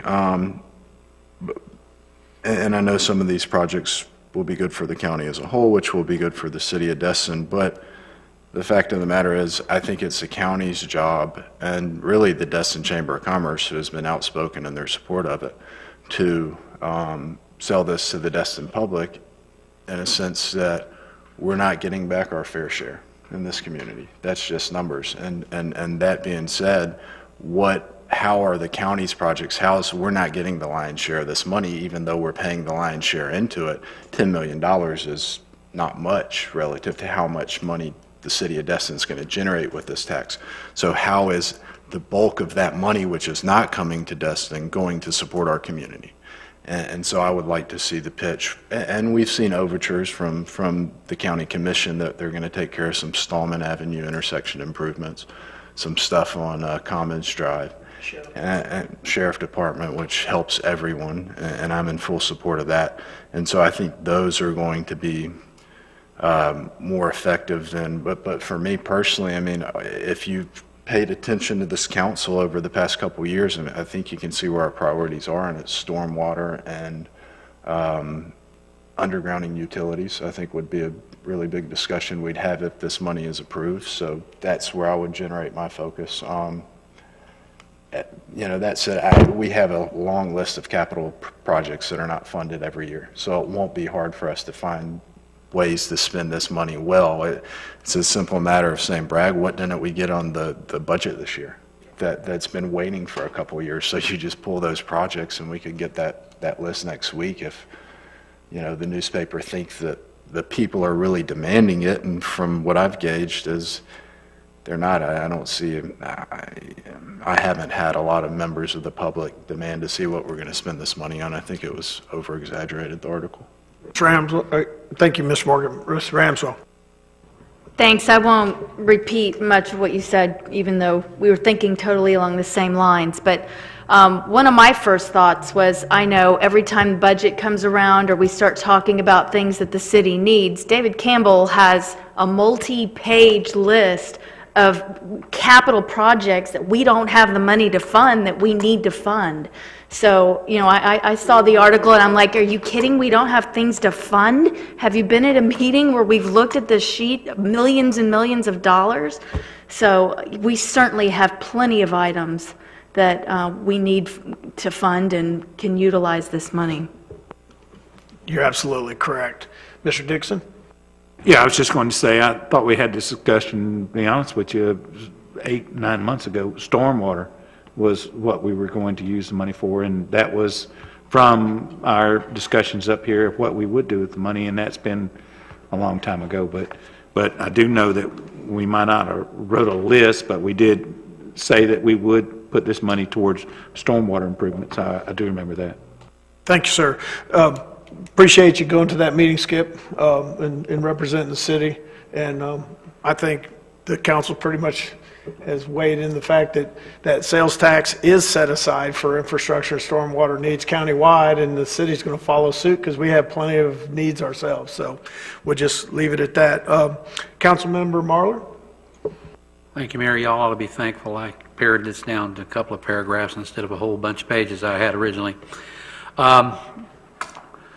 This past week, and for those of you who understand, since I have the shakes nowadays, it's easier for me to typewrite this stuff and then read it out. This past week for everyone, I hope, has been an eye-opener. Just a shift to 45 to 50 miles west, and I don't think we would be sitting in this room tonight.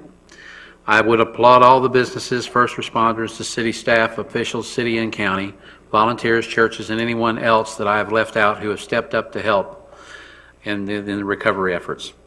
As I have just stated, it could have been us, and it still will be, so let's not kid ourselves. It is not a question of if, it's a question of when. And with that said, I have the following suggestions or proposals to make to my fellow council members. In the very near future, I would like for the council to consider a few workshops to review and tweak the city's hurricane prep steps for our facilities. Although there were no major problems, I think it would be wise to make sure that we have updated anything that may need to be. The same goes for our citizens. I would like to ask the council to consider a few workshops for our citizens, especially those who have never lived in a hurricane-prone area, not only for their input, but to clarify rules such as what mandatory means, and also make sure that property is secure and possible and water, gas, and power is turned off. I hope you all get the picture on that. I've seen enough of what's happened east of us to know that to expect the worst, but hope and pray for the best. I would also ask my fellow council members to reconsider the decision on the Gulf Power purchase. Also, although the term mutual aid may be used, I can see that our city would not be able to handle the situation when we get a Cat 3, 4, or 5 hurricane. It is just wishful thinking, and if you truly believe our small city can handle the devastation that our neighbors to the east are going through, even with all the help they are getting, I don't think we could. I also would ask the council to consider several workshops on the tourist impact that we will not only have this winter with the possibility of more snowbirds coming to us as having a space for them, but also the influx of spring breakers and summer visitors, as I do not see that Panama City and the other areas will be fully ready for the spring-summer of 2019. Also, the possibility of the residents of those areas that are displaced and having employment that need to be close as they can to their work. I've mulled over this because I think we really need to look at what just happened just 45, 50 miles east of us, because it's going to happen. And I think although I think we were very well prepared, I know our fishing fleet was definitely real well prepared. It was a ghost town on the docks, and I'm very glad that the harbor made it through, and all of our fishing fleet made it through. But I think this is something we really need to seriously look at and consider, more importantly because there was some loss of life, and because they weren't, if you listen to the news media, well, it's going to be a Category 2, it's probably not going to, it might intensify, it might do this, and there's so much sensationalism in the weather that used to not be there. So my personal opinion is that we really need to ramp it up, step it up, and make sure that we are really totally prepared. Thank you. Well said. Thank you, Mr. Marler. Mr. Morgan. Thank you. I think what's happened to the east of us is kind of should give us a renewed call for undergrounding utilities.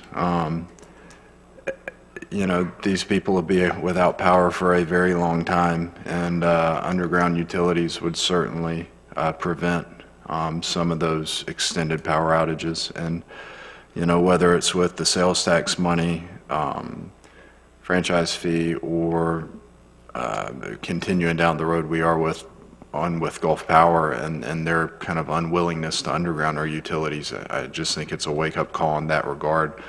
Forget the aesthetics of it, forget all that from a storm protection standpoint. Underground utilities is the way to go. But it is awful what's happened on that part of the Panhandle, and my heart goes out. So it's been terrible. Thanks. Yeah, I just got a picture sent to my son. Was in Lynn Haven this afternoon, the Lynn Haven Police Department, and you could put it in this room, all that's left of it. The whole department, all their buildings, holding cells, everything's flattened like a pancake. It's pretty impressive.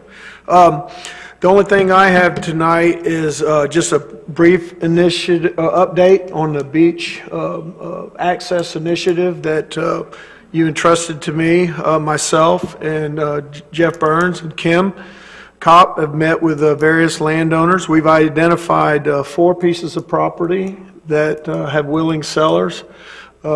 What we'd like to do is that for the next council meeting is prepare a presentation to show you those properties. Maybe ask the council to give us a prioritization of those properties and which ones we ought to take a shot at first. What's our favorite one, second favorite, third, fourth favorite.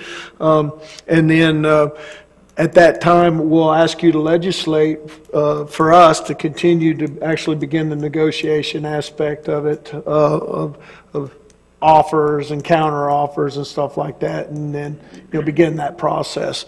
The good news is we have found some properties that would really benefit public access in the city of Destin. With that being said, I'd like to extend a public invitation if any landowners have property that they'd be interested in to sell, to contact myself through the city clerk's office. We don't want to discriminate for any opportunity, but we all know what happened this summer, and that's why you guys gave that initiative to us. We've taken it seriously. We've been on a couple meetings. We've been pleasantly surprised at some of the opportunities. It's just going to be a question of prioritization. Mr. Burns and I talked today about the funding aspect of it. We're going to get a clear picture of what's going to be required of us as far as trying to get grant money to pay for it. And that kind of stuff, and we'll have, I'll probably do the presentation, and I'll have a full presentation ready for the next meeting with surveys and pictures of the properties and stuff like that. You'll get that in your briefing material, so you have plenty of time to analyze that and prepare good questions and stuff, so we can move through the process. We'll try to make it as quick as possible. So I just kind of want to give you all an update, kind of a heads up that we're going to come to you with some proposals, and then hopefully we can move down that road and have some public beach access for the 2019 season or 2020 at the latest, depending on how the negotiation stuff like that goes. So that's all I've got for tonight. Next up will be Ms. Kopp. Let me just add to that real quick, Mayor. We did try to negotiate, or not negotiate, ask about the Holiday Inn property, the old Holiday Inn property across from Big Ahunas. That's not for sale. They have plans for that, and we tried a couple times, and they're just not listening. So. In retrospect, when we talked about it, that property, even though it's big and you'd have a big parking lot, stuff like that, when you started talking about multimodal aspects of our plans, future plans, it would actually not really fit into that well, because people would have to drive to that location. It's private property all around it. You couldn't really walk there or cross 6 lanes of Highway 98, stuff like that. So maybe in some respects it's a good thing. I think the plans for that is a hotel, which is good news, because those people come here and stay and they leave, and they don't live year round. So and it'd be a wonderful tax base for us to help us buy other beach property. So anyways, Ms. Kopp, you're on. Nothing tonight, thank you. City Attorney. And I'll turn it over to Mr. Baumann. He's going to handle this for me. If you'll recall, Mr. Mayor, at the last council meeting, we were asked to review the Tetra Tech contract for purposes of termination, and what we're here to report what we found. One area of concern and was a very vital concern is ownership of documents upon termination. Typically in a lot of times in an architectural or engineering setting, they retain ownership when they are of those types of documents that they have produced for that job, even when the contract is terminated. The good news is that if the Tetra Tech contract is terminated, that there is a specific provision in 6.1, Article 6, that specifically states that the city would retain ownership of all the documents produced by Tetra Tech for this particular project, should it be terminated, as long as the city has fully paid its invoices to Tetra Tech. So that concern is allayed and is a strong provision for the city. Likewise, the termination provisions are found in the following article, Article 7, and I think Lance and staff has circulated at least an electronic copy to all of the council so that you can look at these provisions themselves. But 7.1 and 7.2 would be the operative provisions that we're dealing with. Albeit 7.1 is kind of a slightly garbled up. 7.2 I think is very clear. 7.2 simply just says that the city may terminate this agreement upon conclusion of or during any phase in which event consultant shall be entitled to compensation for services performed prior to the notice of termination. So it's our opinion that that gives the city carte blanche, should it choose to do so through this council, to terminate the Tetra Tech contract. The 7.1 talks about a 30-day notice. Frankly, I think that it was intended to be, if there was a material breach of the contract, that there was going to be some notice, a 30-day notice to cure the breach, but it's not written precise in those words. So I think it also gives the city the right to terminate with a 30-day notice. So when I read all of that together, I believe that the city would be well within its rights to terminate should it choose to do so. I would suggest, just to be safe, that perhaps we give the 30-day notice, but unless the city would not have to claim any cause for termination. It's just a right to terminate. The other thing that we discovered when we were provided the package of the contract and amendments thereto and work orders, there was another contract that was provided that was it's a continuing services contract that originally was between the city and Hartman and Associates for engineering services pretty much on a standby or continuing basis. It appears to me, and I don't know this to be true, that Tetra Tech must have most likely bought out Hartman and Associates, and this dates back to 2005 because there's an assignment of that agreement from Hartman to Tetra Tech.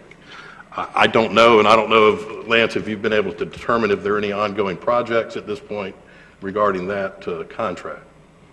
I have not been able to determine that for sure yet. I've got some staff looking into that because I heard there may be some small outstanding projects that were linked to that. Okay. If the council chose to terminate that agreement, it has the same language regarding ownership of documents, and it has a clear 60-day notice requirement to terminate that agreement. And it does not require any cause for termination. So those are what we have determined from our review of these contracts, and we will leave it to the council to decide how to proceed. Thank you very much. In your opinion, to cover all our tracks and dot our I's and dot our T's, so I think it was fairly clear at the last council meeting that termination is probably going to be the path that this council chooses. So is your recommendation that we do the 30-day notice just to stay out of court, basically? Well, I think we'd be on better footing should we do that way. I would feel like that's more of a kind of a belt and suspender way to do it. I would feel okay if we were to terminate it, but I think from a professional standpoint, probably should give some professional courtesy and give them some period of time. And two, I agree with you, Mr. Mayor, that it would, I think, mitigate against any possibility that we could end up in court. The other thing that I guess is pertinent that you should know is that there is a attorney fee provision within that contract, so that if there were litigation, the prevailing party would recover attorney's fees from the non-prevailing party. So there is some risk from that standpoint. And so your recommendation is that for risk management purposes, we do the 30-day. Yes. In that contract, is there any provision for them to defend themselves to this action from the standpoint that we need to give them an opportunity at the next council meeting or through written communication between our attorneys and their attorneys of justification, or we don't have to give them any justification? We just the way we read the contract is there is no requirement that we show just cause or give them that opportunity. If the council entertains a motion this evening to do that, or then in any event, I would suggest obviously that you have council write the letter setting forth the council's decision to terminate, and we can, probably it wouldn't be a bad idea if you want to invite public comment tonight. I doubt there would be any, but at least have that out there so that we've done that. And then again, it's up to the council how it wishes to proceed. If it wishes to proceed tonight upon a motion, then you have the right to do so. Okay, we're missing two key members of our council, and what I'm thinking maybe we could give the public an opportunity, because it'd be on the agenda, to have our regular council, our full council here and speak at the next council meeting. If time is of the essence, then that wouldn't fit into anyone's plans, but I'm just going to throw that out, and I'll let the council members now just weigh in on that. Mr. Dixon. Mr. Attorney, do we need to set aside the order of the day if we wanted to make a motion on this item? Actually, no, because you added this at the very start of the agenda, during the agenda approval process. And if you were to terminate the second contract he's talking about, the one that had the 60-day notice, yes, but at the last meeting, y'all didn't table the issue, but y'all were getting ready to terminate the contract then. And they advised y'all to give them to the next meeting. And so this is not something that requires public notice ahead of time, and so to write a notice letter, a 30-day notice letter to the contractor. And so you can handle this tonight without any upfront notice, and you don't have to set aside the order of the day for this. Mr. Mayor, Can I make a motion? Let's Ms. Ramsell make her comments, and then we can take action after that. Go ahead, Ms. Ramsell. Thank you. City Attorney, I have a question. So you mentioned the secondary contract, which involved Hartman, correct? Were they listed as the ongoing service provider in the contract with Tetra Tech regarding the park? Or is that a completely separate agreement that has nothing to do with the park whatsoever? That is a completely separate agreement that dates back to the early 2000s. So Hartman had the contract originally, then it was assigned to Tetra Tech. I'm assuming because perhaps Tetra Tech may have bought Hartman. I don't know that to be true, but that's usually what you would see when a professional buys another professional practice. They would assign those types of contracts. So I don't know at this point, and I don't know if staff knows if it's an ongoing contract. It could have been terminated. We were just furnished with this, and I thought it would be in the council's best interest to be advised of it. My curiosity comes from the fact that I guess you said that one was dated 05, and I believe we actually bought the park and established services with Tetra Tech December 05 going into January 06. So I'm wondering why, if Hartman had already been sold, why they would be listed in the contract as a secondary provider if they were already owned by Tetra Tech. No, yeah, and again, that's speculation as to how that unfolded and why this was assigned. Let me clarify too that the Hartman contract apparently dates back all the way to March of 2000, and then it was assigned in April of 2005. Great, thank you for clarifying.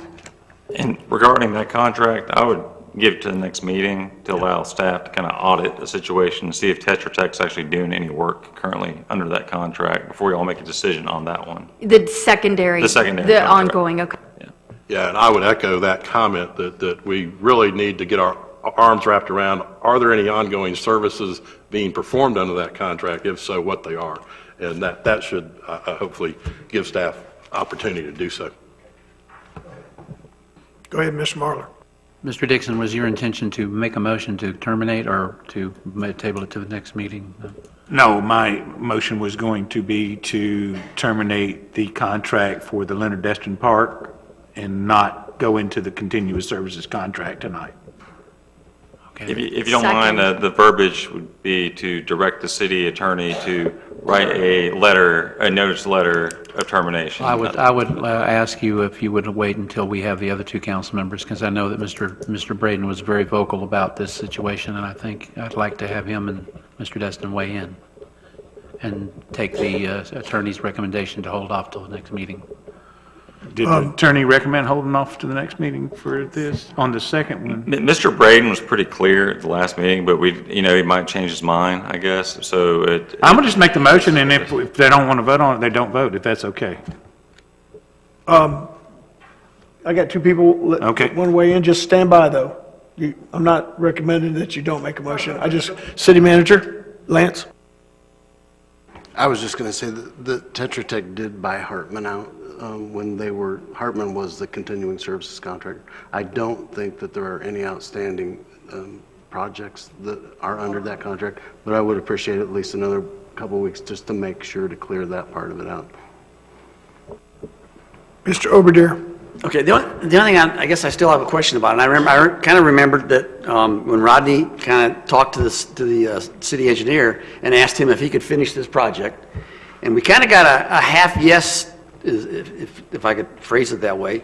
He said, yeah, he could do it. There was some things that he's not that type of an engineer to do some of the things, and he'd have to put everything else on the back burner in order to do that. And now we're in a situation we're not going to have. We're going to have somebody that's going to be taking over for him. Yeah, we don't even have one. So, well, we're going to have an interim. So I'm just wondering, how is this going to, are we just going to be on hold for this park now for the time being until we can find somebody that's going to do this, or how is this going to kind of progress? I might be speaking out of turn, but I think we have another continuing services contract with another engineering firm. But Steve probably can answer that question for you. I think there's a second engineering company that y'all can turn to. So. And so they're going to do it for a lot less than what Tetra Tech was going to do it for? But do you know there's a contract? I can check with Jenkins Engineering, who's our other continuing services contractor on this, to see if he is able to handle a project of this scope. And we're thinking that if he does it, he's going to do it for less than what Tetra Tech was telling us they were going to do it for? I mean, is that the reason why? Because I kind of got the gist of it. Jenkins is the engineer. That's what they... Okay, so what I kind of got the gist of it was we're unsatisfied with what they've already been charging us, and we're really unsatisfied with what they're going to continue to charge us. So if we're going to bring Jenkins in, is Jenkins going to do it for less than what Tetra Tech was going to do it? And if they're going to do it for less, okay, that's a reason to terminate Tetra Tech. But if they're going to charge the same or maybe even, or I don't even know, maybe even more, then why are we terminating them? If I remember right, I think Mr. Braden's insinuated that Tetra Tech was too expensive. And I agree with that. Mr. Mayor. If they are too expensive, fine. We get somebody else that's going to do it cheaper. But do we have somebody else that's going to do it cheaper? Can't answer that. Mr. Dixon. Yeah, when we had our meeting with the advisory committee and the representative from Tetra Tech was here, I think this person took this as an absolute joke. The person sat over there basically laughing, smiling, giggling, basically kind of, his heart I did not feel like was in this project. And the fact that we've had so much issues with trying to get some things accomplished out of there, and we've had a lot of issues with some changes that want to be made, and basically that $30,000 number came up in one of our, I don't know how it came up, but it did come up, and the number came in right under that number. And the fact is that for what little work there is left to do there, I cannot guarantee, I'm not an engineer, but I cannot imagine that by now, paying them $200 and something thousand, that project is not complete. I think what's happened is that we haven't been watching this stuff, and this stuff is just piled upon us, piled upon us, and piled upon us.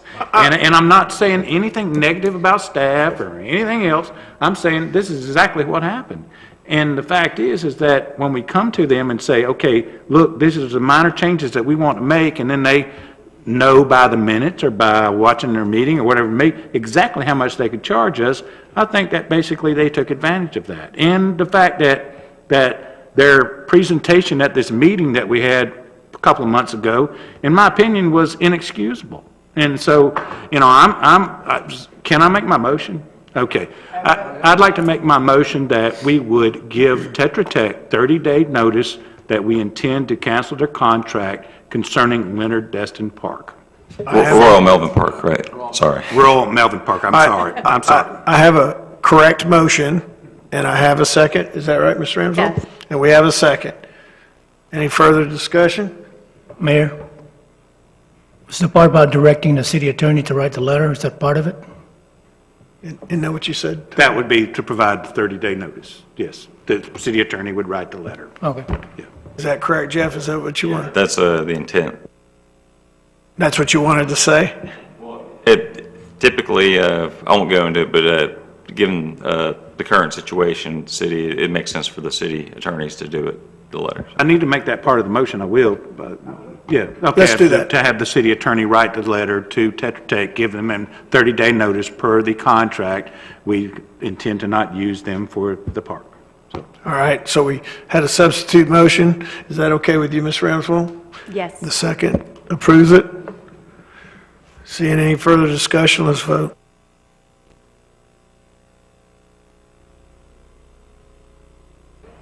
Ayes have it, so moved. Do we need to do anything on the front of looking into Jenkins or? We haven't had a chance to look at their contract, but there's a chance that their contract, as it exists now, would cover this, whatever you have to do to finish up with the park. I don't know what the scope of work is left to be done, those types of things, and what the contract scope of work is. We'd have to take a look at that. Yeah, and what we can do there, Ms. Ramswell, is we can get the city manager to give us a report on that status. Does that sound good? All right. Yes, ma'am. You may, because we're going to get out of here early finally. It's been a busy month, so go ahead. Just state your name and address. Okay. Sam Pearman, 4652 Destiny Way. I just want to make the announcement, thank you, Mr. Overdyer, for giving a segue on voting. Early voting starts this coming Monday, the 22nd, and it will go through to November the 3rd at the Destin Community Center. And as you all know, during early voting, everybody can come to the community center and vote, but on Election Day, November 6th, you must go to your assigned precinct. Thank you. Thank you for that public service announcement, ma'am. Anyone else? Going once, going twice? Adjourned.